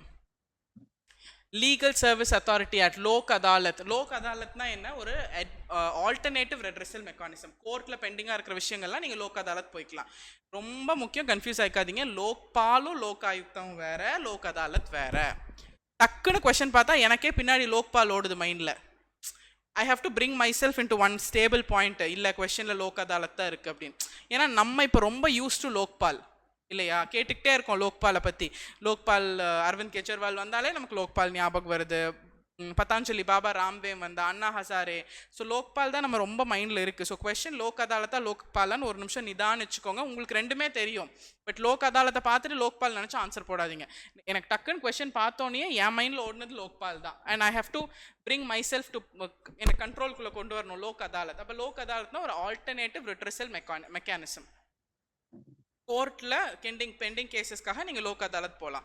லோக் அதாலத் ஒரு சிவில் கோர்ட் மாதிரி. லோக் அதாலத்லேருந்து நீங்கள் ஐ திங்க் அப்பீல் போக முடியாது. எஸ், ஸோ லோக் அதாலத் எந்த சட்டத்துப்படி வந்துச்சு? 1986. வேறு ஏதாவது லோக் அதாலத்தில் ஏதாவது பாயிண்ட் இருக்கா? அவ்வளோதான். லோக் அதாலத் சட்டத்துப்படி வந்ததுனால it's called a statutory court, statutory body, சட்டப்பூர்வ ஒரு அமைப்பு. ஸோ லோக் அதாலத் வந்தால் லோக்பாலோட கன்ஃபியூஸ் ஆகிக்காதீங்க. லோக்பால் வந்தால் லோக் அதாலத் நினச்சிக்காதீங்க. லோக்பாலும் லோக் ஆயுக்தாவும் கரப்ஷன் ப்ரிவென்ட் பண்ணுறக்காக பப்ளிக் அத்தாரிட்டிஸ் எல்லாருமே கண்ட்ரோல்குள்ளே வரணுங்கிறக்காக பிரைம் மினிஸ்டர்லேருந்து உள்ள ஜுடிஷியரிக்குள்ளே கொண்டு வரதுக்காக லோக்பால் சென்ட்ரல் லெவல்லையும் லோக் ஆயுக்தா ஸ்டேட் லெவல்லையும் கொண்டு வந்தது. இங்கே லோகாயுக்தா யாரு? தமிழ்நாடு லோகாயுக்தா மிஸ்டர் தேவதாஸ். இப்போ மாறிட்டாரா? Tamil Nadu Lokayukta I think it was Devadas. மாறிட்டாரான்னு பார்த்துக்கோங்க. கன்சியூமர் ப்ரொடெக்ஷன் ஃபாரம் இதானே இப்போ பார்த்தோம். கரப்ஷன் பார்த்தோமா? இப்போ நான் சொன்னது கன்சியூமர் ப்ரொடெக்ஷன் தான் சொன்னேன். ஜாலியாக கதை கேட்டுருந்தீங்க. காப்பரா சொன்னேன். தூங்கிட்டீங்களா? I was talking about consumer protection. கரப்ஷனை மைண்டில் வச்சுக்கிட்டு I was talking about consumer protection. Confuse ஆகுதா? கரப்ஷனும் இதுவும் இதே கன்ஃபியூஷன் எக்ஸாம்லேயும் வரும்.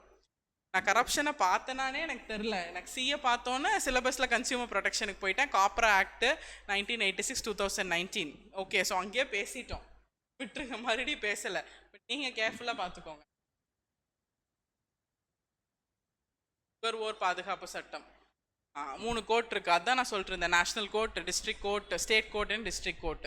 கன்சியூமர் கோர்ட் அப்போ செட்டுன்னு 3 டயர். அதுக்கு தான் சொன்னேன் A4 ஷீட்டில் எழுதிட்டு போகலாம், கம்ப்ளைண்ட் கொடுக்கலாம். பேஸ்ட் இல்லைன்னா வாட்டர் கேன் போட்டால் செங்கல் வரலனான்னு. ஜாலியாக இருக்கீங்க. டிஸ்கஷன் போகுதோ இல்லையோ அப்படியே லெஷராக இருக்கீங்க. எஸ், சென்டர் ஸ்டேட் ரிலேஷன், மத்திய மாநில உறவில் கமிஷன்ஸ் போட்டிருக்கோம், பார்த்துருக்கோம். என்னென்ன கமிஷன் அது மட்டும் டிஸ்கஸ் பண்ணிடுறேன். சர்க்காரியா கமிஷன் சென்ட்ரல் கவர்மெண்ட்டோடது. Rajamannar commission Tamil Nadu government. ராஜ்மன்னார்னு யூனிட் 9ல் சார் நிறையா தடவை சொல்லியிருப்பார். அனந்தபூர் சாஹிப் ரெசல்யூஷன் அகாலிதள் பார்ட்டிக்காக பஞ்சாபில் இருக்க சீக்ஸ் கொண்டு வந்த ஒரு ரெசல்யூஷன். இந்த அனந்தபூர் சாஹிப் ரெசல்யூஷனில் ஒரு முக்கியமான விஷயம் ஏதோ சொல்லியிருப்பாங்க.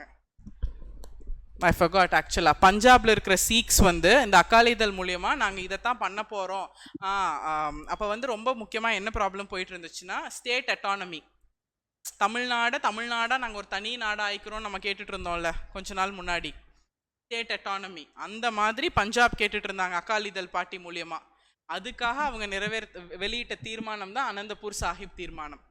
அந்த மாநிலம் தனி மாநிலம் ஆகணும் அப்படிங்கறக்காக. பொம்மை ஜட்ஜ்மெண்ட் சுப்ரீம் கோர்ட்டோட ஜட்ஜ்மெண்ட். பொம்மை ஜட்ஜ்மெண்ட் கீழே தான் 361 பற்றி பேசினாங்க. Bommai versus union of India case, SR Bommai versus union of India case. Article 361 என்னங்க? 361 இல்லை, 356 ஸ்டேட் எமர்ஜென்சி. 361 இல்லை, 356 ஸ்டேட் எமர்ஜென்சி காரணம் இல்லாமல் கொண்டு வரக்கூடாது. இப்போது பிஜேபி கவர்மெண்ட் ரூல் இருக்காங்க, டிஎம்கே கவர்மெண்ட்டை பிடிக்கல, இங்கே மாநில அரசை கலைச்சிட்டு எமர்ஜென்சி கொண்டு வர முடியாது காரணம் இல்லாமல். பொம்மை ஜட்ஜ்மெண்ட்டை கிளியராக என்ன சொன்னாங்க, ஒரு மாநில அரசை கலைச்சிட்டு நீங்கள் குடியரசுத் தலைவர் ஆட்சி கொண்டு வந்தால் அந்த ஏன் கொண்டு வந்திருக்கீங்க அப்படிங்கிறதும் நீதிமன்ற ஆய்வுக்கு உட்படுத்தப்படும் அப்படின்னு சொன்னாங்க.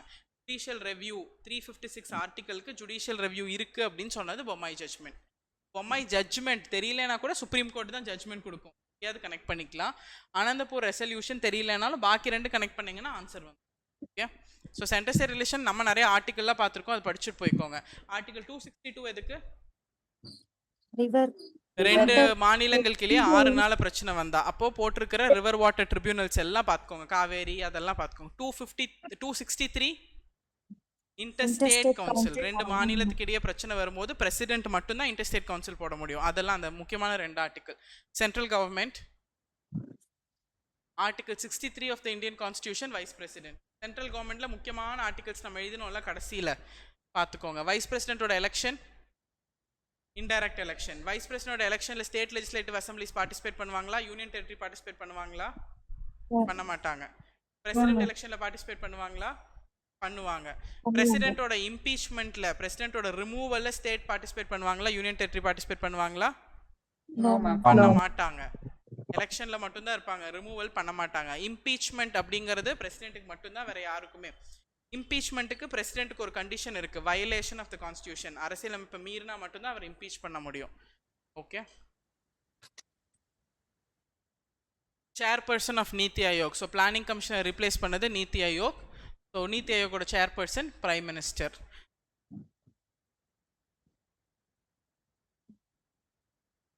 இது ரெசிடென்ஸ். ராஜ்பவன் கவர்னரோடது. காதலா மூவியா? பிரபுதேவா நக்மா. ராஜ்பவன்.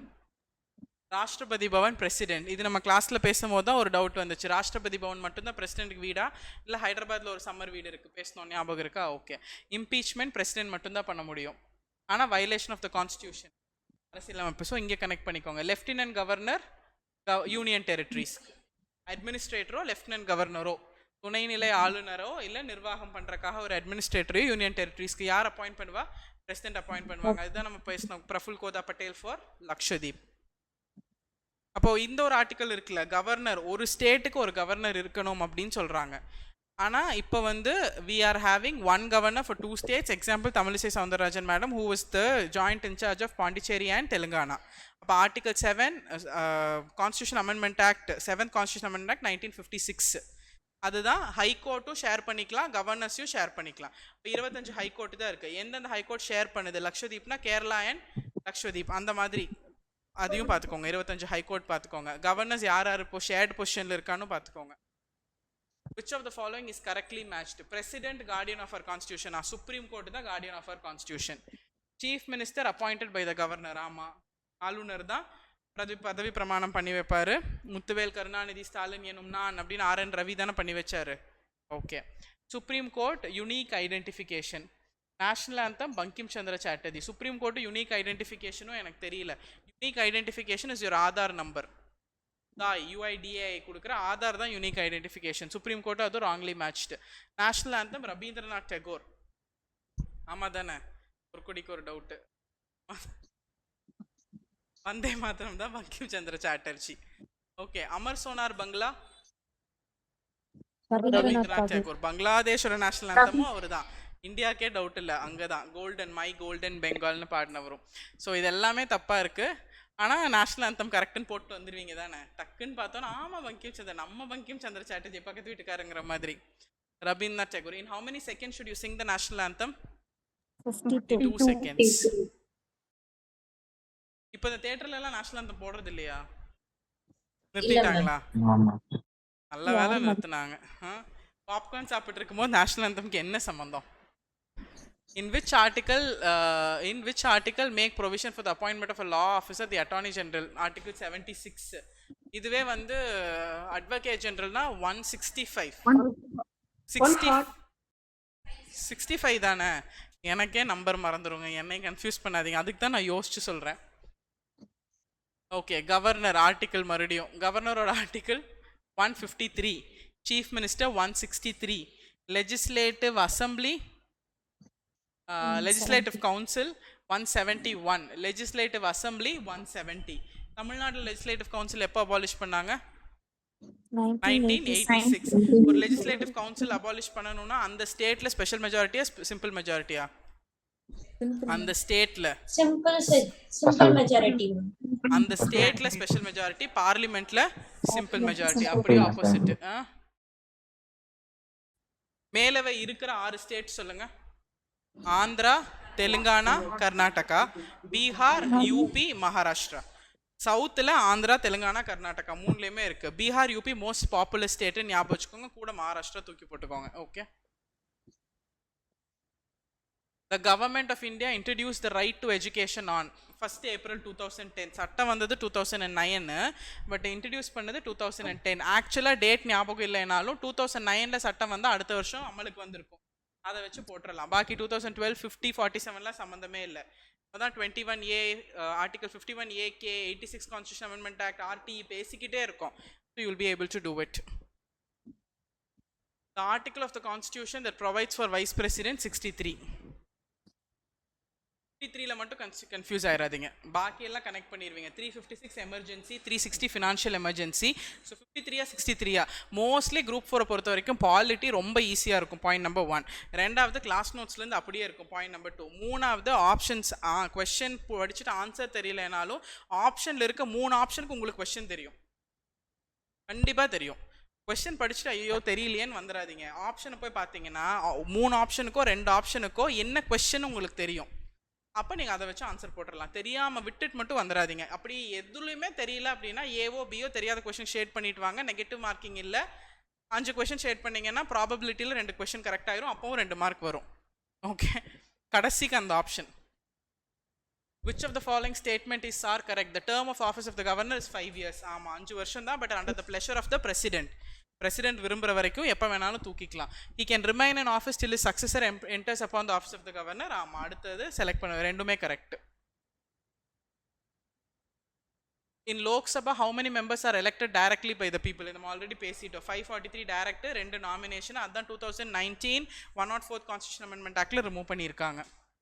545ன்னு போட்டுட்டு வந்துடாதீங்க. இங்கே டைரக்ட்லி எலெக்டட் மட்டும் தான் கேட்குறாங்க. நம்ம கண்ணு உடனே 545 போகும். லோக்சபானா 545, ராஜ்யசபானா 245. ஆனால் உங்களுக்கு தெரியும் 543 தான் நேரடியாக தேர்ந்தெடுக்கப்பட்டவர்கள், நேரடியாக தேர்ந்தெடுக்கப்படும் மற்ற 2 பேர் நியமன உறுப்பினர்கள். கொஸ்டினை கேர்ஃபுல்லாக படிங்க. In which model of election the president, the vice president, members of Rajya Sabha elected indirect election? Vice president, president, Rajya Sabha மூணுமே மறைமுக தேர்தல். பை எலெக்ஷன் அப்படின்னா யாராவது மண்டை போட்டா நடுவில் நடத்துறது, இல்லைனா யாரையாவது கொண்டு போகணுங்கிறதுக்காக மண்டையை போட வச்சு நடத்துறது. ஓகே, டைரக்ட் எலெக்ஷன் நேரடியாக லோக்சபா எலெக்ஷன், மக்களால் தேர்ந்தெடுக்கப்படும் பிரதிநிதிகள். மிட் டேர்ம் போல்னா என்ன? இடைப்பருவ தேர்தல்கள் அப்படின்னா இப்போ 5 வருஷம் இருக்கு பிஜேபி கவர்மெண்ட், 3ஆவது வருஷமே கான்ஃபிடன்ஸ் போயிடுச்சு. அப்போ மொத்த பார்ட்டியே நடுவு டேர்மில் ஃபார்ம் பண்ணால் அது மிட் டேர்ம். பை எலெக்ஷன்னா அந்த ஒரு போஸ்ட்டுக்கோ 2 போஸ்ட்டுக்கோ மட்டும் நடுவில் நடக்கும். மிட் டேர்ம்னா டேர்மே முடியறதுக்கு முன்னாடி மொத்த பார்ட்டியே கலைஞ்சு புது தேர்தல் நடக்கும்ல, 3 வருஷம் 2 வருஷம், அது mid term. Ma'am is it like அந்த நம்பிக்கையில்லா தீர்மானம் நிறைவேற்றுவாங்க அப்படிதானே? For example no confidence motion prove பண்ணி த என்டையர் பார்ட்டி ரிசைன் ஆயிடுச்சு in just 1 year of them taking power அப்படின்னா இன்னும் 4 வருஷம் இருக்கு ஆட்சி முடிய. அதுக்கு முன்னாடினா அப்போ அந்த 4 வருஷத்துக்காக ஒரு மிட் டேர்ம் எலெக்ஷன் நடத்துவாங்க என்டையர் பார்ட்டி. அப்போ state governor find out the incorrect pairs. Maharashtra bicameral, Maharashtra ஈரவை சட்டமன்றம் கரெக்ட். தெலுங்கானா பீகார் எல்லாமே 2 பேசிட்டோமே. தெலுங்கானா, கர்நாடகா அண்ட் ஆந்திரா. கர்நாடகாவில் 3, மகாராஷ்டிரா, பீகார், யூபி. மகாராஷ்டிரா, தெலுங்கானா, பீகார், ஆந்திரா எல்லாமே பை கேமரல். இந்த 2 unicameral. So 2 and 3 are incorrect. That's all. Okay, that's all. 4 வருஷம் இவ்வளோ தாங்க கேட்டிருக்காங்க பாலிட்டியிலிருந்து. 4 வருஷமா I think we've analyst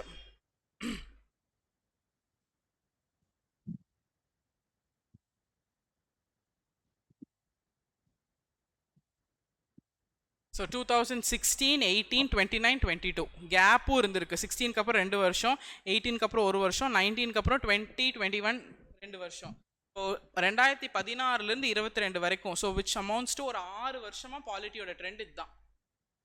TNPSC கடந்த 6 வருஷமாக பாலிட்டி வந்து இந்த ட்ரெண்டில் தான் செட் பண்ணுறாங்க. இந்த வருஷம் ட்ரெண்டு மாறுமா அப்படின்னா ட்ரெண்டே மாறினாலும் 80% பழைய ட்ரெண்டில் தான் இருக்கும். அப்ரப்டாக மாற்ற மாட்டாங்க, 20% சேஞ்ச் பண்ணுவாங்க, இல்லைனா அதே ட்ரெண்டை ஃபாலோ பண்ணுவாங்க. ஓகே, ஸோ பாலிட்டியில் வந்து ஆல்மோஸ்ட் 100 கொஷின்ஸுமே டேரெக்டாக ஃப்ரம் என்ன சொல்கிறது கிளாஸ் நோட்ஸ். Point number 1. 2வது எல்லாமே நீங்கள் ஆன்சர் பண்ணலாம், easy level. Okay, and understanding, general understanding. நான் ரொம்ப டீட்டெயிலாக படித்த கான்செப்ட்லாம் கொஷனில் இல்லவே இல்லை.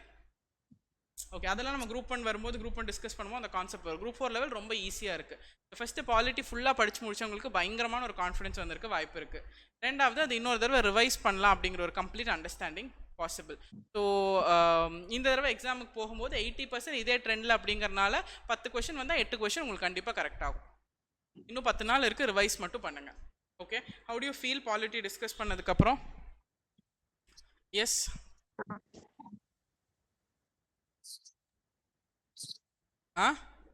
கிளியர் பண்ணிடலாம் கான்ஃபிடன்ஸ். கிளியர் பண்ணலாம் கான்ஃபிடன்ஸ் வந்துருச்சு. கான்ஃபிடன்ஸ் இருக்கு மேம். கொஞ்சம் எல்லா क्वेश्चनக்கு ஆன்சர் தெரியுது மேம். எல்லா क्वेश्चनக்குமே ஆன்சர் தெரியுது. Okay, what else? இதே மாதிரி தான் we are going to discuss other subjects also. Yes. Ma'am அந்த 543 மெம்பர்ஸ் டைரக்ட்லி எலெக்டட் சொன்னீங்கல்ல மேம், இப்போ அந்த 2019ல இருந்து அந்த இது ரிமூவ் பண்ணிட்டாங்கல்ல மேம், இப்போ கேட்டாலும் 543 தான் எலெக்டட் பர்சன் சொல்லுங்க. அது ரிமூவ் பண்ணாலும் இப்போ 543 தானே டைரக்ட். ரிமூவ் பண்ணதுக்கு அப்புறமும் 543 தானே டைரக்ட். அந்த 2 மெம்பர்ஸ் டைரக்டா எலெக்ட் பண்ணுவாங்களா மேம், இல்ல அது அப்படியே அந்த போஸ்ட்? இல்ல, அது அத பத்தி அவங்க they have given any clarity. SC STயும் ஆங்கிலோ இந்தியன் மைனாரிட்டிக்கும் இருந்தது தான் அந்த ஆர்டிகல். SC ST கண்டினியூ பண்ணும், ஆங்கிலோ இந்தியன் மைனாரிட்டி மட்டும் ரிமூவ் பண்ணிருக்கோம் தான் சொல்லியிருக்காங்க அமெண்ட்மெண்ட்ல. அந்த ப்ரொவிஷனை பெர்மனண்டா மாத்திரலாம் எங்கேயும் இல்லை. Okay, ton. 543 தான், 543 தான். ஃபண்டமெண்டல் டியூட்டிஸ் 11 தான், இப்போ கன்ஃபார்ம் 11 தான், அதில் டவுட்டே இல்லை. எத்தனை அடிப்படை உரிமைகள்னா இப்போ அடிப்படை கடமைகள்னா இப்போ 11, முதல்ல இருந்தது 10. Yes, fine. Is it going good? ஒரு எத்தனை மணிக்கு ஸ்டார்ட் பண்ணோம்? 11 o'clock ஸ்டார்ட் பண்ணியிருப்போமா? ஒரு 1.5 மணி நேரம் கிட்டத்தட்ட polity, almost outer structure of polity தேவைப்படுற இடத்துல டீட்டெயில்ஸ் டிஸ்கஸ் பண்ணியிருக்கோம். எஸ், படிச்சிருந்தீங்கன்னா டெஃபினட்டாக யூஸ்ஃபுல்லாக இருந்திருக்கும். இல்லைனா படிக்க போகிறீங்கன்னா அட்லீஸ்ட் இதெல்லாம் ப்ரஷ் பண்ண மாதிரி இருக்கும். 1.5 மணி நேரத்தில் நீங்கள் தனியாக உட்காந்து இவ்வளோ ரிவைஸ் பண்ண மாட்டீங்க, அதுக்கு நான் கேரண்டி. 1.5 மணி நேரத்தில் 4 தடவை டீ பிரேக் போயிடுவீங்க. ஐயோ பாலிட்டி இவ்வளோ இருக்குது இவ்வளோ இருக்குது இவ்வளோ இருக்குன்னு, இல்லையா? ஸோ ஐ திங்க் அதுக்கு ஹெல்ப்ஃபுல்லாக இருக்கும். Done? Yes. So will do it for the other subjects also. எல்லாமே யூஸ் பண்ணி எக்ஸாம் பாஸ் பண்ணிடுங்க, அவ்வளோதான். வேறு எந்த ரிக்குவயர்மெண்ட்டோ இல்லை எதிர்பார்ப்போ இல்லை, எல்லாமே யூஸ் பண்ணி இது ஒரு நல்ல ஆப்பர்ச்சுனிட்டி. இன்னொரு தடவை குரூப் 4 2019 நடந்து அப்புறம் 22 தான் நடந்திருக்கு. 22க்கு அப்புறம் 24 தான் நடந்திருக்கு. அடுத்த குரூப் 4 ஆஸ் பர் ட்ரெண்ட் பார்த்தாலே 26 தான். ரொம்ப ரேராக தான் அடுத்த வருஷம் நடக்கிறதுக்கு வாய்ப்பு இருக்குது. ஸோ உங்களுக்கு இது வந்து ஒரு அமேசிங் ஆப்பர்ச்சுனிட்டி. இன்றைக்கி வந்து நம்ம May 30th இருக்கோம். 9 நாள் 8 நாள் இருக்குது. May 31 சேர்த்துனா 9 நாள் இருக்குது. ஸோ 9 நாள் 9 சப்ஜெக்ட். ஆப்டிடியூடும் தமிழும் சேர்த்து படிச்சுட்டே போனீங்கன்னா டெஃபினட்டாக கிளியர் பண்ணிடலாம். எப்போவுமே சொல்கிற மாதிரி தான், சிக்ஷாவை எப்படியாவது யூஸ் பண்ணி எக்ஸாம் கிளியர் பண்ணிடுங்க. இட்ஸ் லைக் ஒரே ஸ்டேட்மெண்ட் தான், மேலே ஏறி நின்று என்ன ஒன்று பண்ணி clear the examination. So will also continue for other subjects. Okay, thank you. தமிழுக்கும் ஒன் செகண்ட்